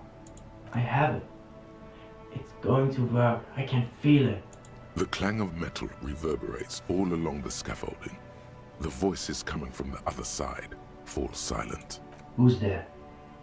Is that you, Maurice? Are you communist? I'm looking for some communists. Who said communist? Did we say communist? Get out of here. Listen, I've already built like 0.001% communism, but now I need to get organized. Can you help me? For a moment, silence. What's the passphrase? It's remember Dubvera and this one. There's no response. You begin to wonder whether they've slipped out some back way. No, they're still there. You can feel them back there. Alright. The key's taped to the back of the door frame. Just make sure you put it back when you're done, or we'll all be locked out. And do watch the concrete. It just kind of falls away, in places. Charmant. After you, detective. Have fun at your underground meeting, pig. Hope it's a blast. Screw you, Cindy. The two young men are either oblivious to or ignoring your entrance. Their attentions are fixed on whatever it is they're stacking in the middle of the floor. Matchboxes, it appears. I think it's holding, Alexis. It is. It's definitely not holding. Those matchboxes are stacked so haphazardly, it's like they want them to collapse. Careful, careful.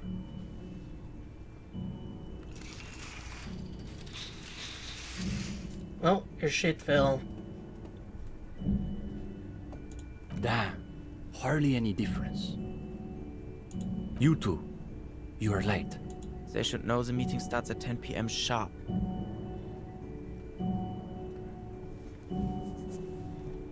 One leader and one follower. The most ancient power dynamic. There's a great deal of tension in this young man's shoulders, more than someone his age should bear. Meanwhile, his companion inclines toward him, eager to catch every word that dribbles from his friend's mouth. Don't let them see you flustered, sire. Play along. My apologies, comrades. I had to be sure I wasn't being tailed by our class enemies. He's taken your measure, like an ideological boxer stepping into the ring. This must be the theory combat the Boyadero warned you about. On guard. We all have to take precautions, especially during these delicate times. What matters is that you've made it, and that you've done the reading. Oh yeah, I've read that communist magazine. Uh-oh. No one said anything about reading. You'll just have to win this one. Alright, we'll just wing it. Yep, definitely done that. You have? Excellent. Let's hear your critique then. Thought the themes were interesting. They always say that when they haven't done their reading. Well, this is getting awkward. I'm not sure what you're expecting to find here then. There's profound consternation in his voice. You suspect it's about something bigger than you're not having done the reading. Maybe they can explain themselves. What are you doing with those matchboxes? The young man frowns at the little pile of boxes on the floor. Music's a bit overwhelming here. Nothing, just messing around until the meeting started. They're watching those matchboxes awfully intently for two guys who are just messing around. It's almost as though they were trying to create the most unstable structure they could with predictable results. What exactly are you two doing here? In the most generous sense, I would say we're cultivating revolutionary consciousness. Yes, that's probably the best way to describe it. But more specifically, we are running a reading group. The most rigorous and theoretically advanced materialist reading group in Martinez.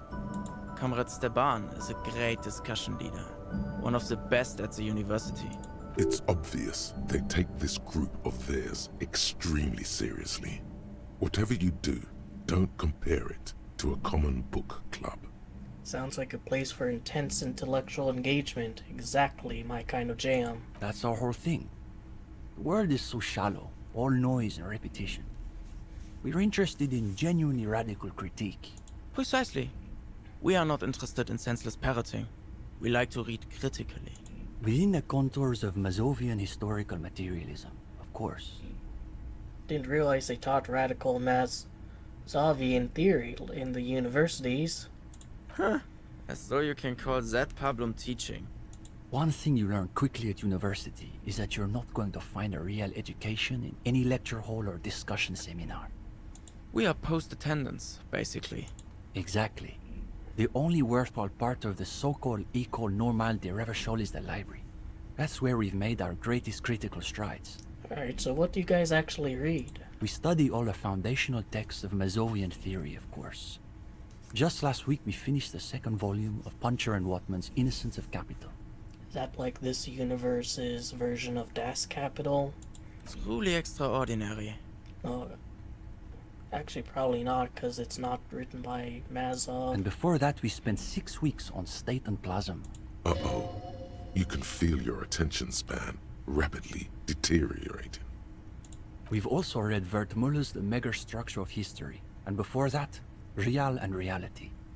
Communist theorists love puns, in case that wasn't obvious. Arblar's une paix infernale.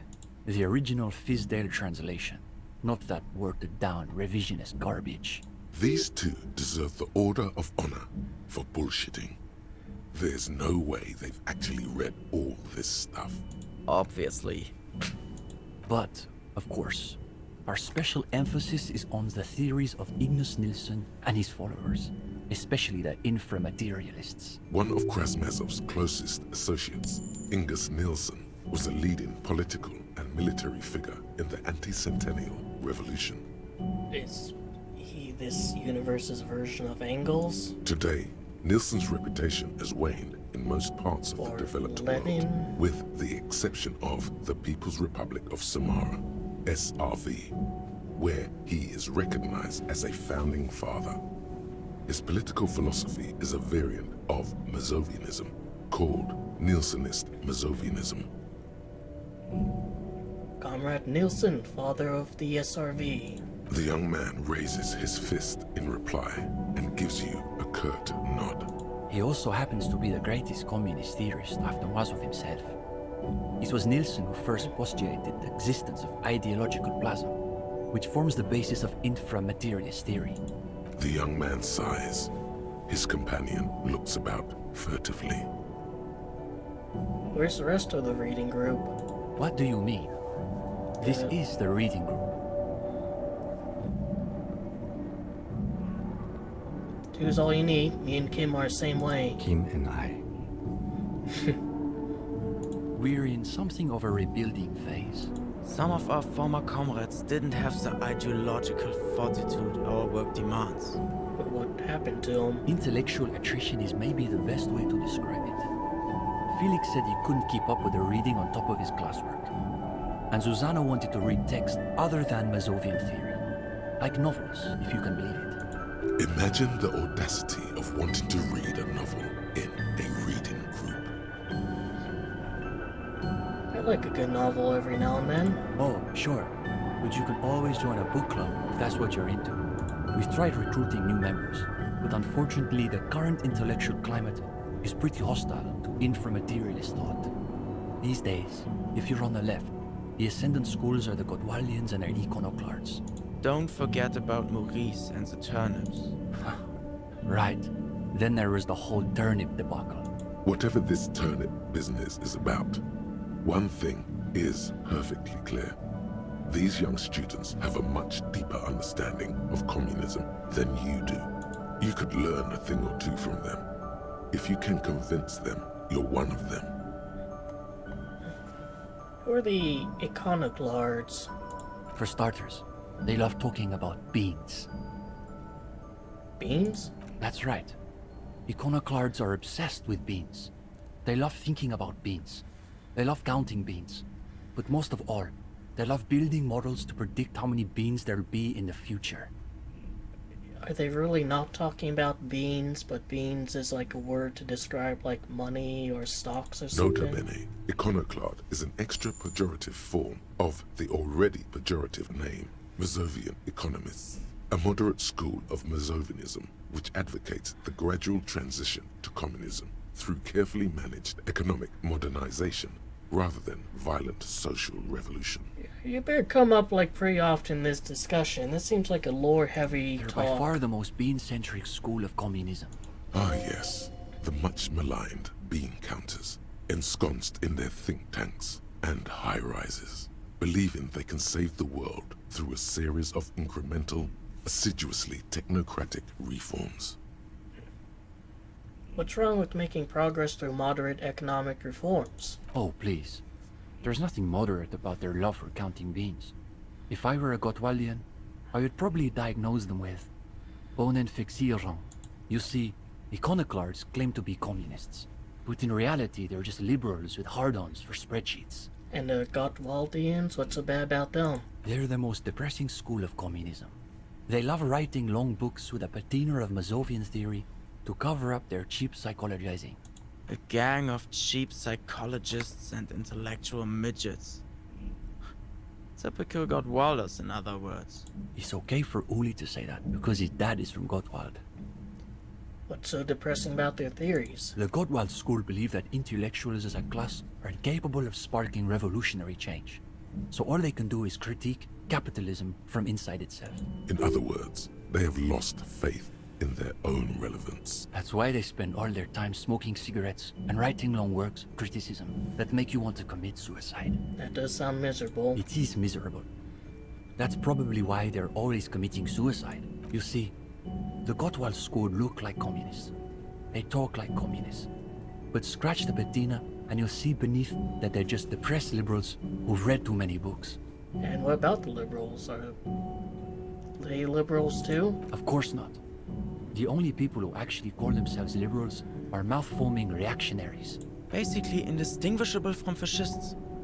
You'd need an X-ray machine to tell the difference. So liberals in this, like, more like conservatives? What about Cindy? Is she part of the group? Cindy is... how to describe her role?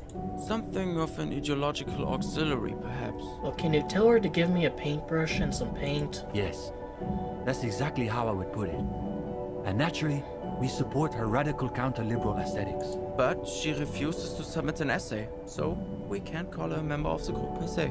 That doesn't stop her from using the room for studio space, of course. You say something about turnips? It's an unfortunate story. You see, our ex-comrade Maurice is something of an economist. He's studying macro and microeconomics. Well, a real intellectual, it sounds like. Right. So a few weeks ago we were discussing the extra physical capabilities of the revolutionary state. And Maurice said, what were his exact words, Ulexis? It was unbelievable. He said, turnips don't care if they are grown by communists, moralists, or Vulcan.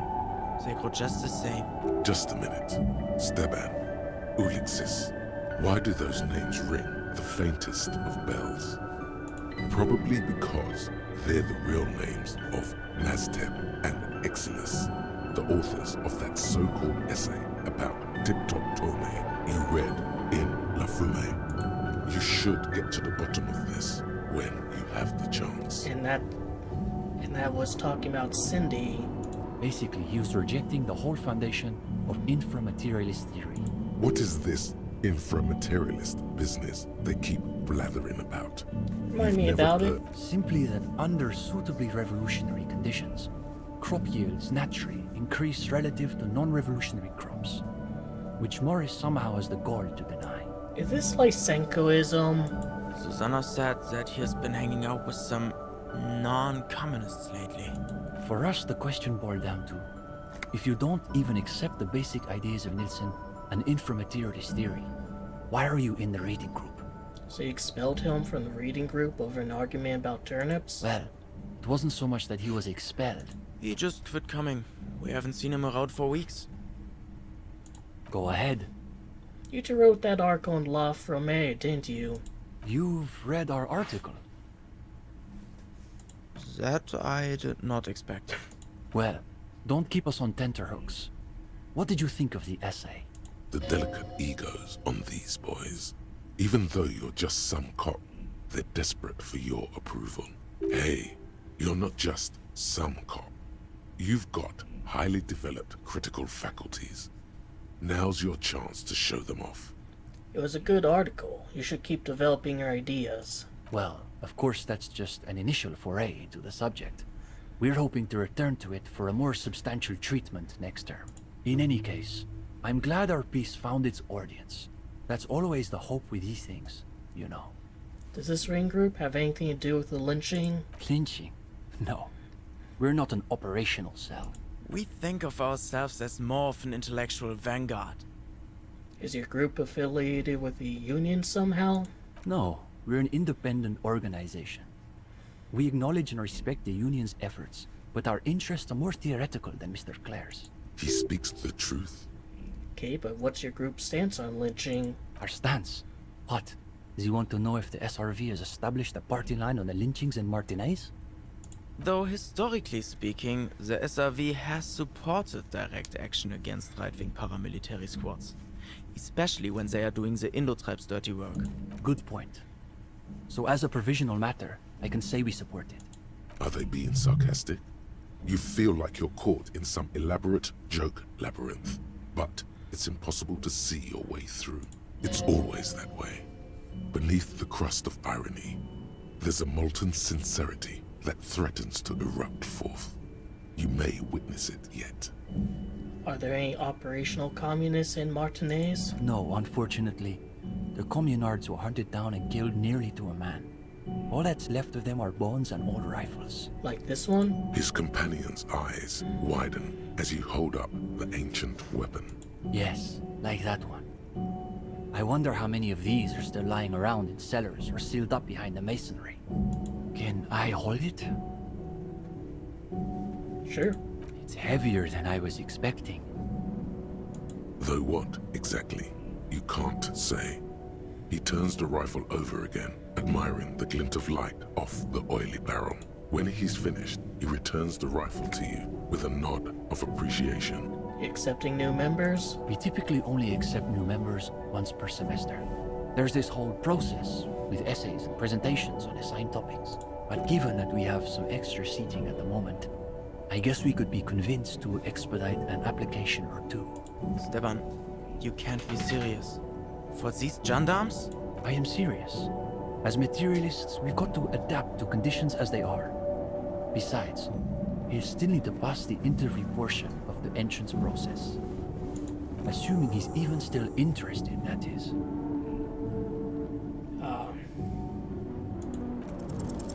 What's there to be scared of? You've really been cracking the books these last few days. You can go toe-to intellectual toe with any reading group in Martinez. You've spent a not inconsiderable amount of time arranging the works in your mental library by theme and period. All the ideas and references you'll need are ready at hand. Now, chin up. You've got this. Alright, let's do this interview. Oh, you want to start now? Sure. We can manage that. You've caught him off balance. The momentum is already in your favor. Go ahead and take a seat. Since we haven't had time to prepare an exhaustive questionnaire, I think we can keep this interview more freeform. Why don't you tell us a bit about the books you're interested in? And we'll just see where the conversation goes. I'm interested in political and historical subjects. Absolutely.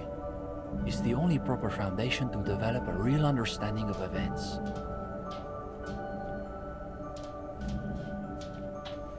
I've read The Greatest Innocence. Don't think I'm familiar with it. Give us a quick summary, if you don't mind. This is a good start. They're starting to loosen up. You feel relaxed and in control. You quickly gloss Lopez de Fuego's essential argument, peppering it with your own commentary and asides. Like a river emptying into the sea, the discussion winds its way toward the character of the Innocence herself. But then, any critical account of Dolores Day's reign has to seriously reckon with her atrocities in Margaretania and La Vuelta during the Mesque secession, don't you think? She seems to think she was pretty great regardless. Total nonsense. The greatest thing Dolores Day ever did was get blasted by her own Terrier. If he wants a real critical history, he's got to read on the material conditions of the Mirovan Boilermakers. He's so good. Brutally revelatory. These kids are eating out of your hand, practically. Another quarter of an hour disappears. The questions come rapid fire, but you have an answer for every one. Now you can sense things starting to slow down. The interview must be reaching an inflection point. But to Comrade Ulix's point, isn't there value in reading really difficult books, just for the sheer challenge of it? Oh, right. 16 days of coldest whatever. What was your take on it? Now's your chance to end this interview on a high note. You ably summarize the novel's characters and themes. Even better, you're able to connect those themes to your critique of the novel's formal qualities, such as they are.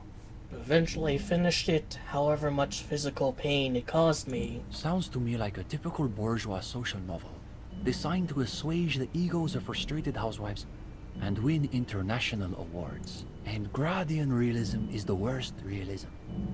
It's nearly as bad as Gottwaldian critical theory. Makes you want to gouge your eyes out. Or better, gouge the author's eyes out. In any case, I think we've heard enough. We could use someone with your perspective in the group. With just a bit more theoretical foundation, I think you'll be making real contributions. Yes, I would say he's got serious potential at least. And with that, welcome to the most ideologically advanced materialist reading group in Martinez. Here's your first assignment. It's an overview of inframaterialist theory. A little basic, as you'll see, but one has to start somewhere. I'll add to my extensive reading list. You're going to fit right in, I think. Come back when you're done. We'll be here pretty much every night after 10 p.m. Do be sure to take your time with the reading. We'll be eager to hear your thoughts. Alright. I'm gonna look around. Rickety easel surrounded by pots and gauche. This one saying no war but class war. You know, very classic. Cindy's no doubt. Could be the Phasmid. No, probably not. Get rid of that thought, Terry. 8 cups a day is perfectly healthy. Under cobblestones, communism. Is there anything I can maybe pick up? There is. The bombs the out, black sludge rises from the shadowy sea. Is that new? Yeah. So this one gives me endurance. Ludicrously reflective safety vest like those favored by construction road repair crew. Comes with a replaceable battery pack. And I guess this place here is falling apart. Try not to think about the cracks spidering out across the floor. You're back. Guessing these proofs pots of gulch belong to Cindy? Yeah, it's hers. She just sort of Moved it all in a few months ago. Can I have She it? said if she's going to make truly radical art, she needs a suitably radical workspace. Can I have it? And I don't think she could afford rent at an actual studio. Do you like her art? Oh, sure. It's definitely interesting, I would say. Wait, I thought interesting was what people said when you don't have anything real to add. Yeah, I'll let go. I guess you could call her latest stuff a sort of counter-bourgeoisie calligraphy. She's got a real taste for radical slogans. It's too bad she hasn't developed the theoretical foundation to do truly radical work. I think she'll get there, though. She's still looking for a subject equal to her ambitions. What's the deal with this place? The deal? At a fundamental level, I guess you could call it the shattered bones of a dream crushed by capital. A feeble and hopelessly mixed metaphor. That's really good, Steban. You should save that for an essay. Thanks, Uli. When the idea is sound, the words just sort of flow. Yes, now keep developing the idea. Yeah, so we talked with the communists, and even though it's past midnight, still one place we gotta go. Is it you? The old woman still sits in. The buzz of electric lights blends. There's a gap where the name of that song should be. You should ask her about it right now. You still up? Yes, I can't really sleep anymore. Only a few hours a night. It happens when you grow older. My suggestion is, don't grow any older than you already are. That's old enough. What's troubling your mind? What's the song you're humming? A lullaby my mother used to sing. I sang it to my kids too. It's an old Samaritan children's song. What's it called? Surrender to the night. That's kind of grim for a children's song, even if it is a lullaby. Just surrender. Let sleep wash over you. Sounds Yes. nice. But that is not the old woman I'm looking for.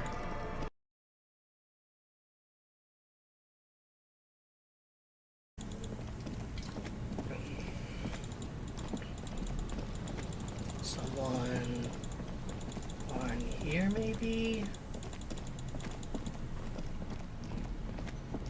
No?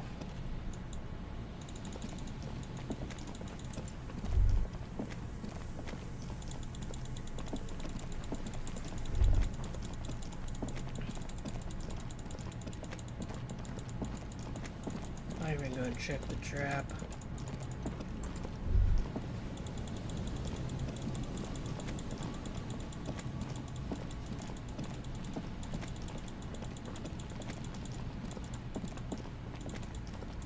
I'll check this one, I guess. The trap is fit. Poor things. Yeah, I don't think we're gonna find a phasmid. There probably is like actually a phasmid, but there's probably some like pretty specific thing you need to do in order to see it. But right now I'm not seeing like this old woman.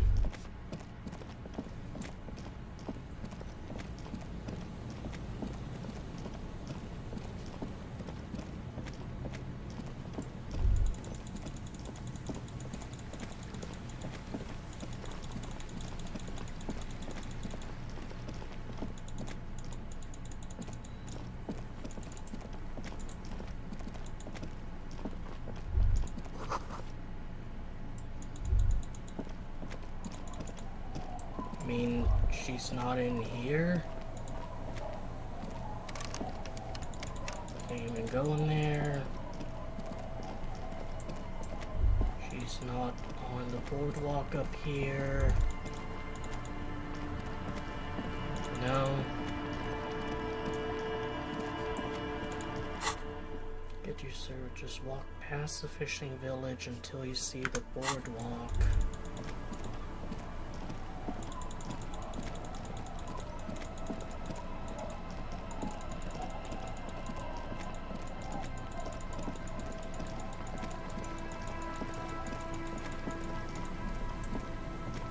Alright, here's the boardwalk. Where's a weird old lady and my gun? I'm gonna check over here just to cover all bases.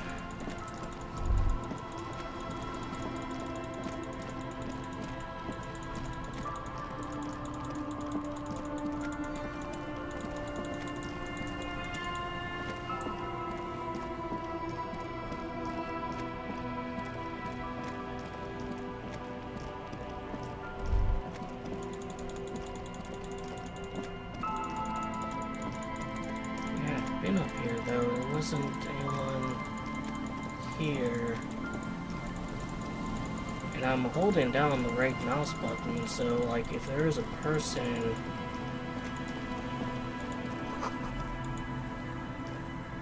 An old door, worn by elements, guards the depot.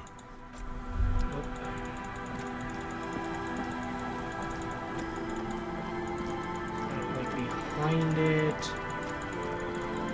Not up here. Seriously, I thought that was like a person sitting. Like there's the arms, there's the head, there's the legs.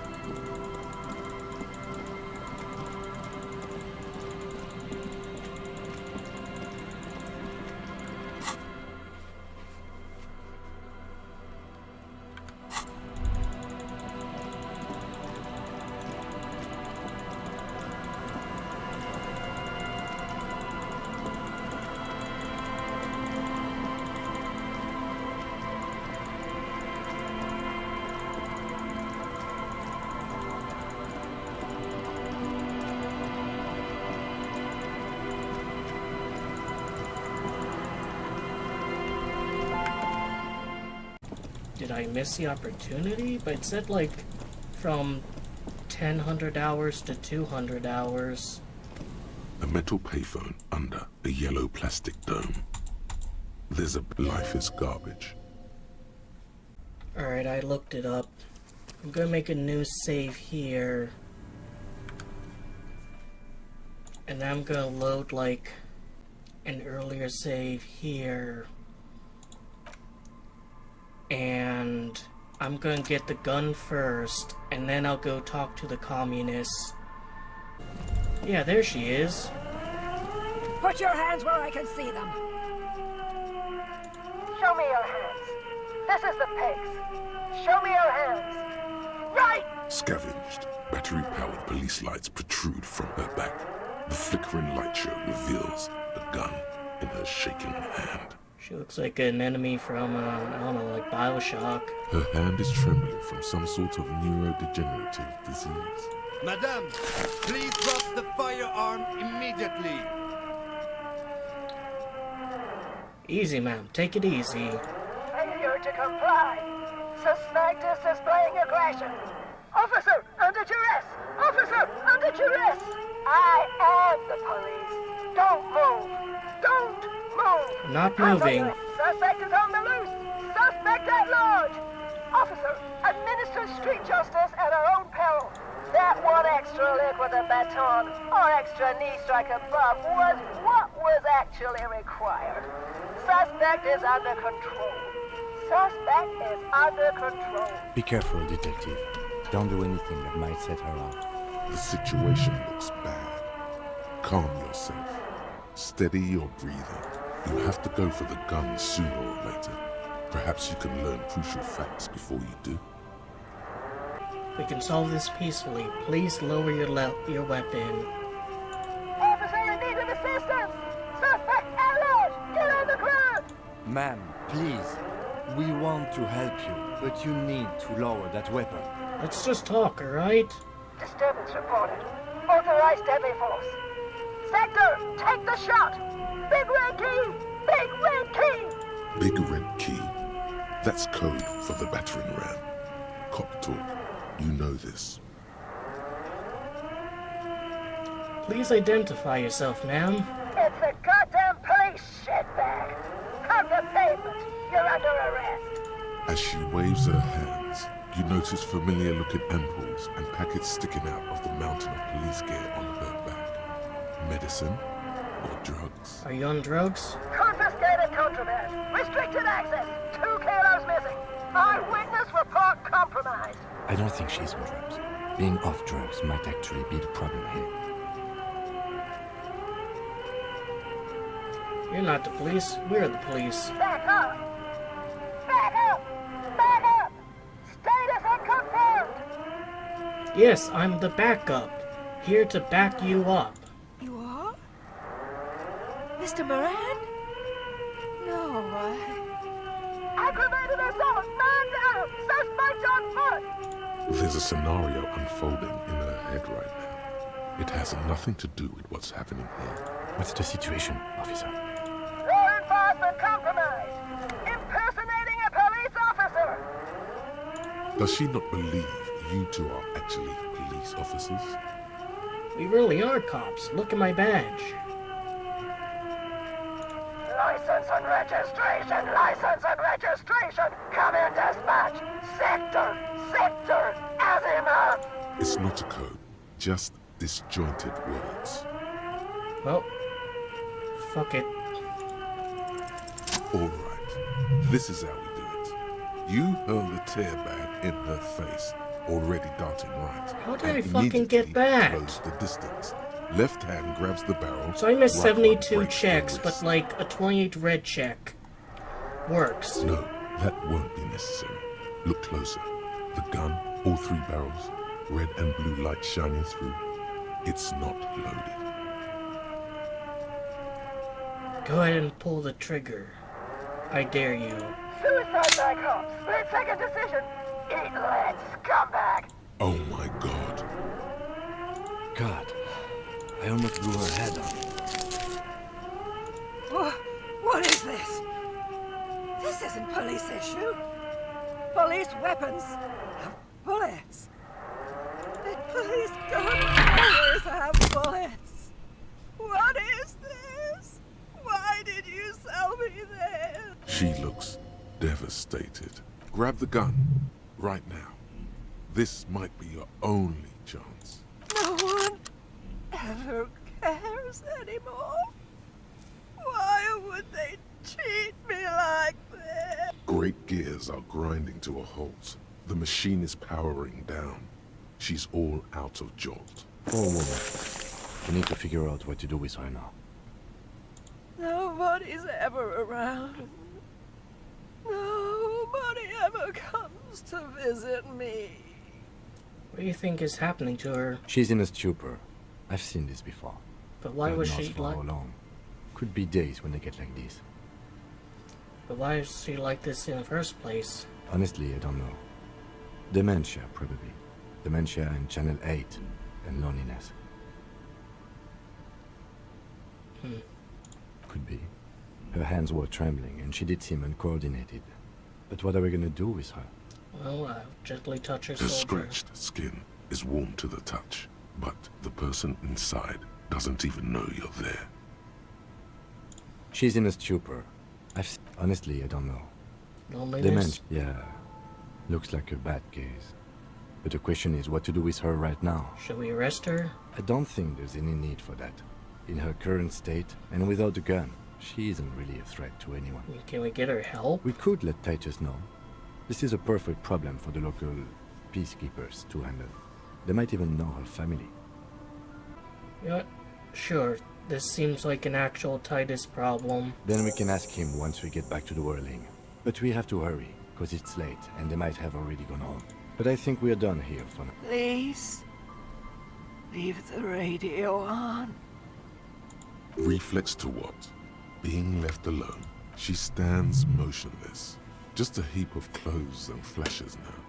Maybe if you search... The woman stands slumped. It's one of those things, there were narcotics in there too. You're thinking of taking them. She doesn't even flinch as you reach out and disentangle the familiar looking... Oh, is that yours? It's hard to say. It's been so long since you wore yours. I think so. The lieutenant nods. I'll leave her be. Alright, we'll quickly hop over to Titus, and hopefully... Titus? It's you again. What is it?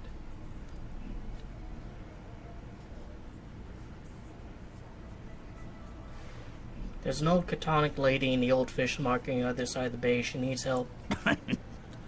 What's that, copper?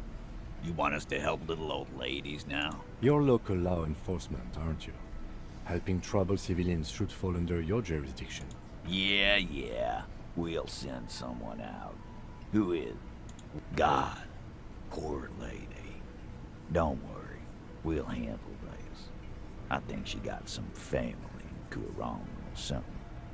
Bastards left her alone when she got sick. We've been getting complaints. Hey, wasn't Everard's beat team looking for her the other day? They said something about her. I don't know. Yeah, I think you're right, Gene. She have something of yours, Pig. Whatever you do, do not admit to these punks you lost your gun. Nope, didn't have a damn thing. No? Well, whatever then. Cop. No. They totally said what it was. What was it? I don't remember. I was fucking drunk. Let me know if you figure it out back there. No problemo. Sure enough. Alright, I'd love to continue conversation, but I've got some communists to meet. Of course, theoretically, I could, like, go back and, like, you know, really quickly go through it. Are either oblivious to or ignoring your entrance. Matchbox. I think it is. It's definite. Careful. Yeah, sorry. Oh, it reformed and just fell. But, you know, whatever. I got my gun. It's not here. What is this? Oh, that's the book he wants me to read. I guess I can read it here. Villiers 9mm pistol. Equipped 1 times the most fire, 3-shot revolving barrel. Typically assigned to officers of the RCM. Upon reaching rank of sergeant, above the gun's worn and the engraving on the side reads Sunrise Parabellum. Not Sunset Whiskey or Tequila Sunset. This is your gun, no doubt about it. Well, I've got my gun. And I've also got a police cap that gives authority. Nice. Spent a lot of time in someone's back pocket. The cover of this pocket-sized volume features a swirl of orange, yellow, and green. The title, oh my god, A Brief it's like Look at Doughy and Poppy Inframaterialism, Playtime. is set in an authoritative yet approachable serif Actually, font. it's like yellow, orange, and red. What an interesting color palette. It's vibrant, yet somehow leaves you ever so slightly nude. On the inside jacket flap, you find a brief summary. What is inframaterialism? A highly theoretical branch of Mazovian communism? A collection of mystical ramblings by a discredited revolutionary? Or possibly both? This brief look, TM, introduces readers to one of this century's most fascinating and misunderstood theories in a concise, jargon-free manner. Feels like kid stuff. Is it no slightly longer glance TM series? The back of the book contains 4 or 5 pages of primary and secondary sources, but you need access to a university library to find most of them. In other words, this guide is the only source you're likely to find. What's kind of funny is that this guy, historian called Richard Carrier, who's like one of the few people who argue positively that Jesus wasn't a historical figure. And I bought his book, Jesus Christ from Outer Space, which is one intended for like general audiences, but I just couldn't really get into it. But I decided to give him another chance, and I bought his like more academic book on the historicity of Jesus, which is like 700 pages, and pretty much devoured it. So in some ways, this is pretty much something I'd probably say. You turn to the table of contents. The guide itself is divided into several sections with seemingly esoteric titles like Effects of Plasm on Root Vegetables and Mental Projection and Transference. There's also a brief introduction about the life of Ignas Nielsen. Well, Tell me about Ignis. Known to his numerous admirers as the evangelist of the revolution, and to his even more numerous enemies as the apocalyptic Shrike, Ignis Nielsen remains one of the most controversial and fascinating figures to emerge in the years of the anti-centennial revolution, second only to Krasmazov himself. Yeah, I think he's probably more of a Lenin than an Engels. Because, like, Lenin's just more popular from what I've seen than Engels is. During his unparalleled life, he helped guide a revolution Yeah, definitely in one Lenin. country and found a new state in another. Along the way, he committed some of the most notorious war crimes in an era famed for its atrocities. Maybe a little bit of Stalin, too. And yet, his most fascinating contribution to history may be the most overlooked. His theory of ideological plasm, from which his followers and successors developed the school of communism known as inframaterialism. If you're like most people, you probably believe that your thoughts reside in your brain, right? Yeah, and we have demonstrable evidence of that fact. That's not right at all. Thoughts don't exist in the brain. They float through the air. Your brain is but a fish swimming through them.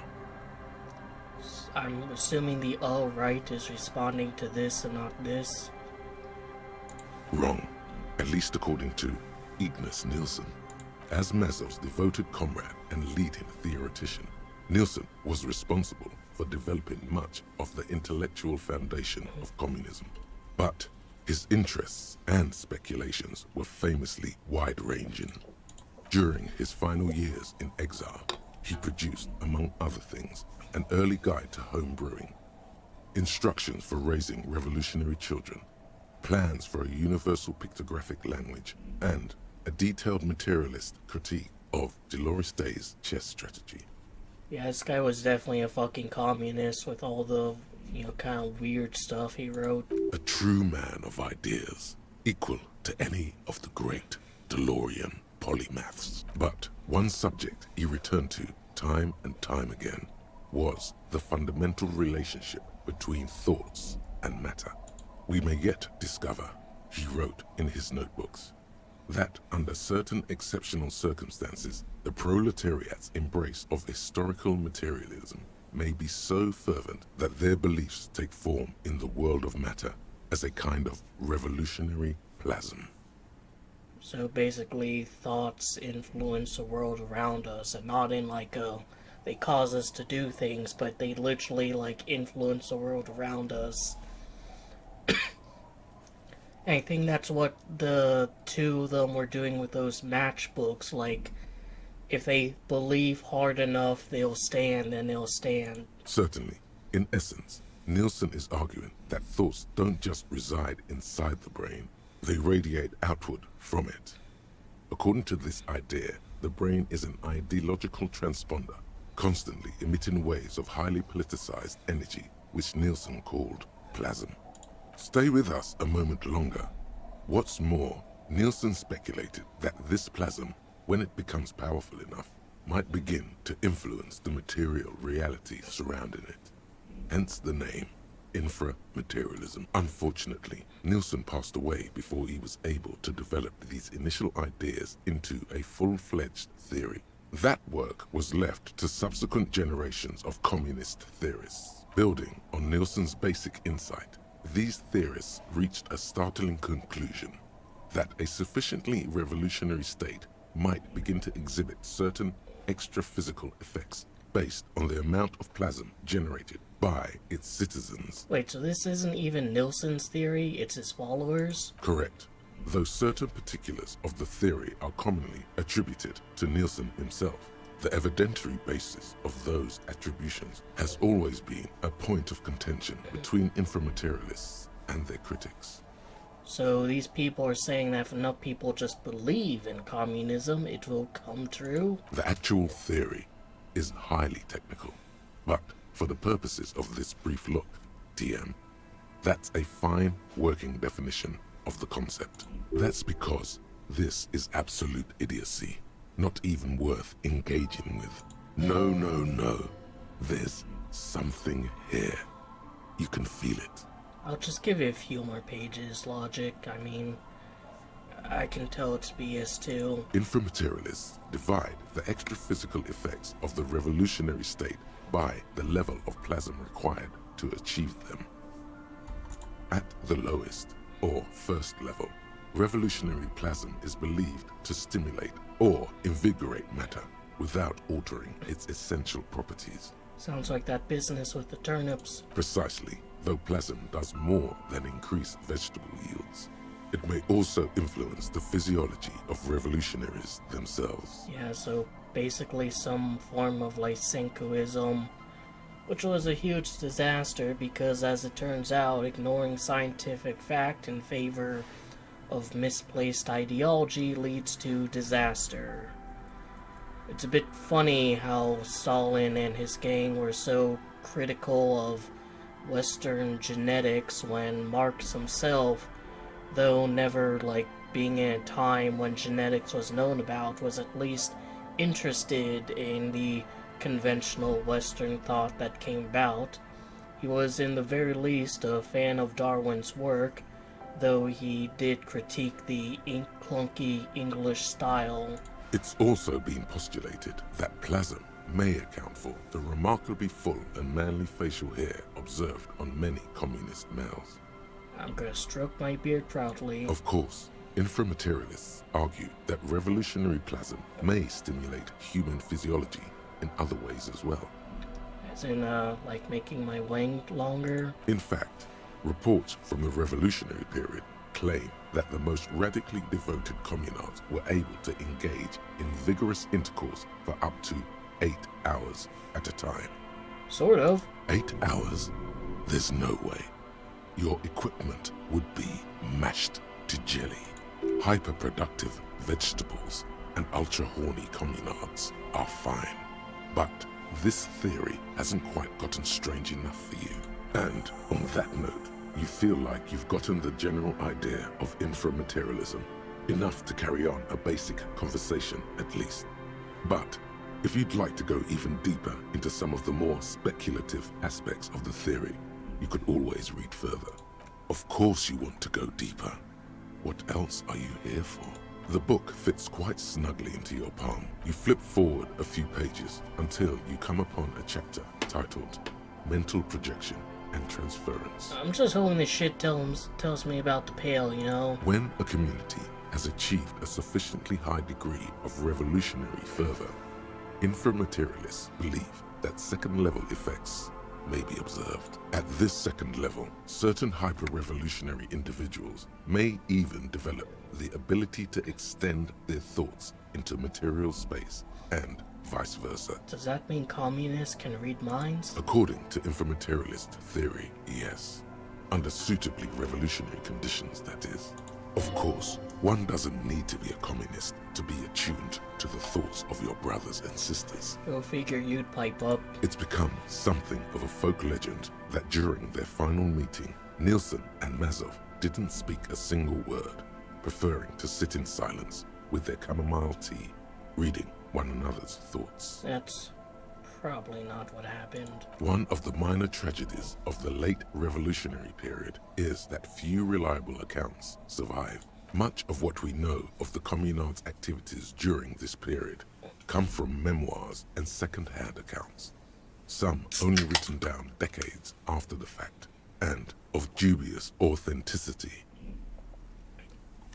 Hey Kim, you'd say we share a pretty special connection, right? I suppose we do work quite well together.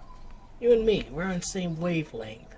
That's why we're always finishing each other's... Your words hang in the air as the lieutenant scribbles something in his notebook. At some point, he realizes you're waiting for him and looks up with a tightly knit brow. Sentences. The lieutenant looks at you evenly for a moment, then returns to his notebook without a word. Left me hanging there. Did I? My bad, detective. Won't happen again. As we were saying, it's generally believed that these effects are only exhibited by certain hyper-revolutionary individuals. Just want to have a Generally, moment, less Kim. than 0.01% of the revolutionary population. A real bro moment, Kim. Come on. Because plasm has never been directly observed, the exact mechanism behind these effects remains entirely speculative. In other words, there's no evidence that any of this mind-reading stuff is real.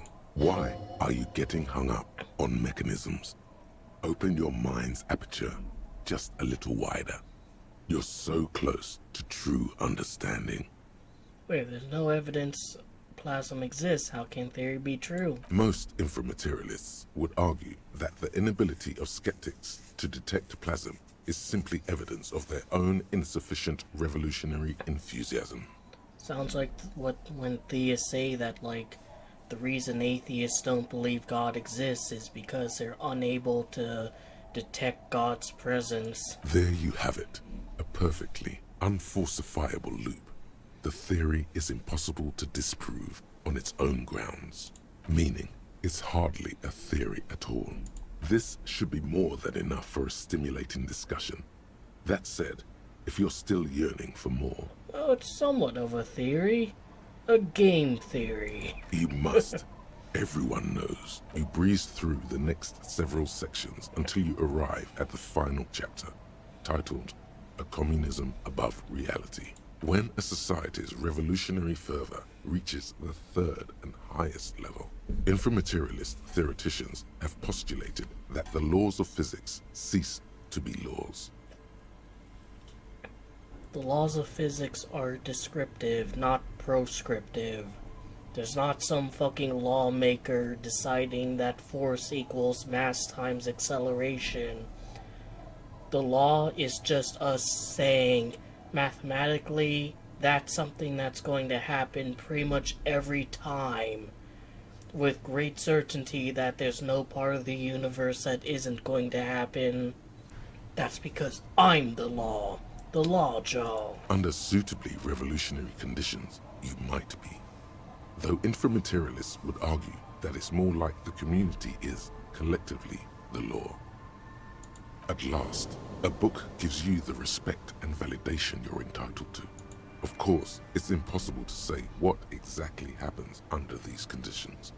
No known society has ever achieved the levels of revolutionary enthusiasm the theory seems to require. Just imagine, like, some dude's like, laws of thermodynamics, not a fan, and the entire fucking universe implodes. Some inframaterialists have even argued that it might require more plasm than humanity alone may be capable of producing. There's non-human sources of plasm? In the SRV, there have been attempts to organize certain species of aquatic mammals, as well as a few of the higher corvids. But, as of this writing, only human beings have demonstrated the intellectual capacity for revolutionary communism. Look, man, I'm sure crows are like soft socialists, alright? Give them their due.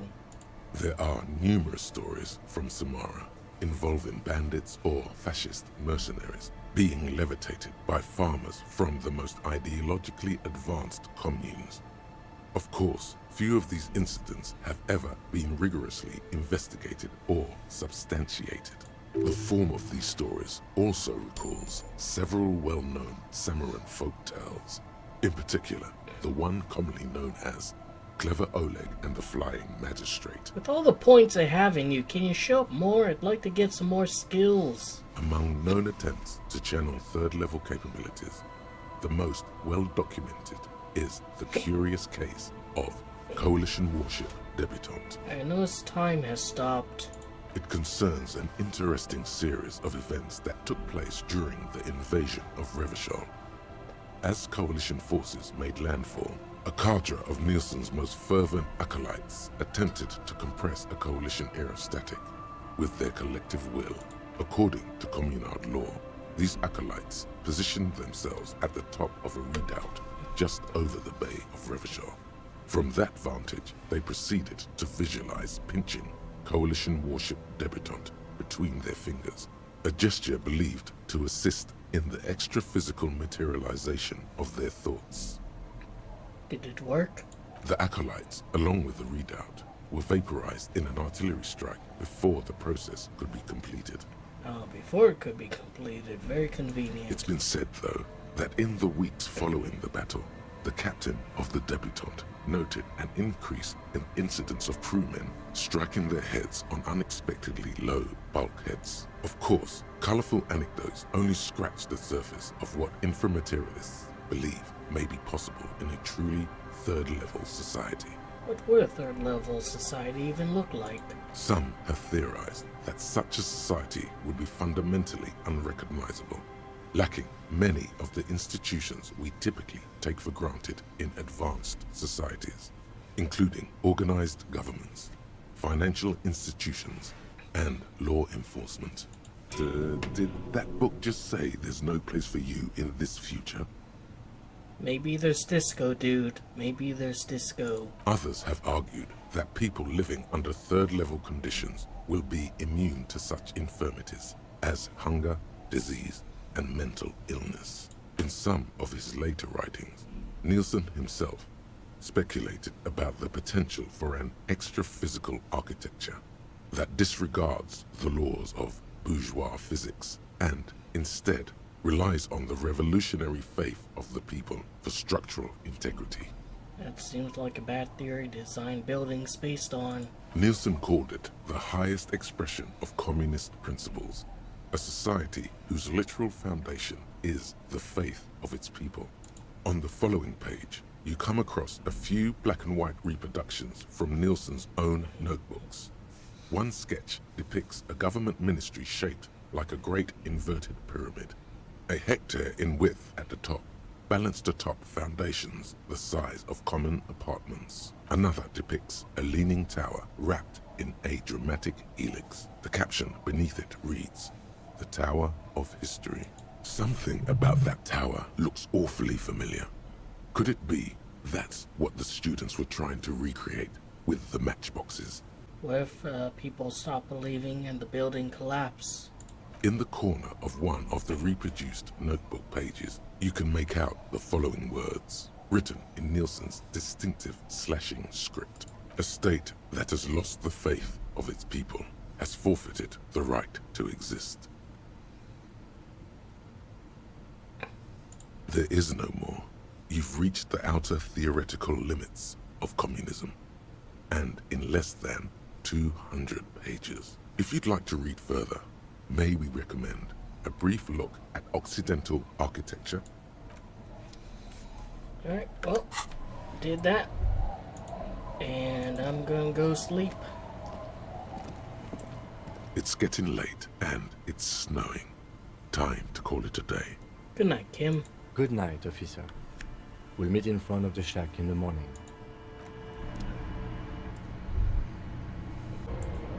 The bed is comforting. The bed underneath you is soft, if lumpy. Waves wash the sand underneath the hut, then grow distant to your ear. In the quiet hum of the organic heater, you fall asleep.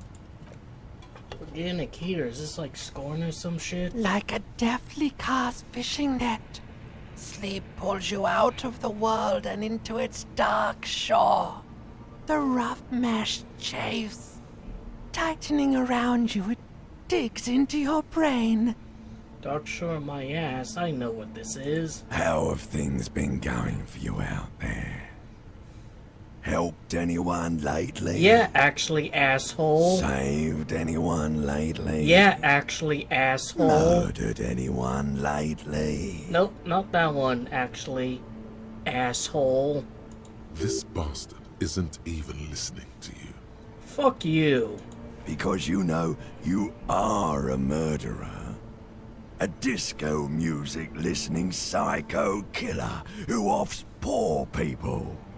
And then forgets about it. I gave that fucking woman, like, into the hands of, like, the local militia who will help her out. Fuck you. Hear that? You are naive to think he's afraid of his bloodied hands. I have 3 fucking kills. Other officers have, like, 50. No. I see Shithead. inside his amygdala and his hippocampus. The Some thing even he's have really triple scared digits. of is much, much worse than that. Don't tell him, sister. It's too bad. Yeah, sure, maybe I killed my marriage, but like, I didn't kill kid, alright? They're right. This is their function. To keep you from it. Why are you doing this? I just want sleep. I can almost see the dark. We're trying to help you. All these processes, these tortures, voices and tremors are all just distractions, flares and countermeasures to keep you from the last dream. The worst of them all. The last dream? The last dream will be total annihilation. Cinders peeling off the fuselage. We won't be there to help you anymore, Harry. We will be dormant. You will be naked and alone. And the air will smell of apricots. Of hell. An ancient sadness, brother. 10,000 years later, in front of the video rental, there is a warm breath on your face again. Everything is okay again. Everything is so okay. Doesn't sound like it'll be okay. Your eyelids flutter open for a moment. When you close them again, you sense the light of the room around you. You're back. The last thought in your head before waking is, maybe you shouldn't have seen that stained glass window in the church. Well, maybe I should have. But yep, I'm awake. I'm here. I guess I'm still communist. And I've got a few skill points to spend. Yep. I'll maybe do Savior Flare or Fair in the church. And if I fail, I'll put another one in it. Encyclopedia's been failing me quite a lot lately. Want to hear more trivia, want to get more experience. Didn't do that. Hit a save. And with that, I think I'm done for the episode. Done a little bit today, a lot more than the last episode, so hope you enjoyed the video, that gave you something to think about and otherwise entertained you. Take care.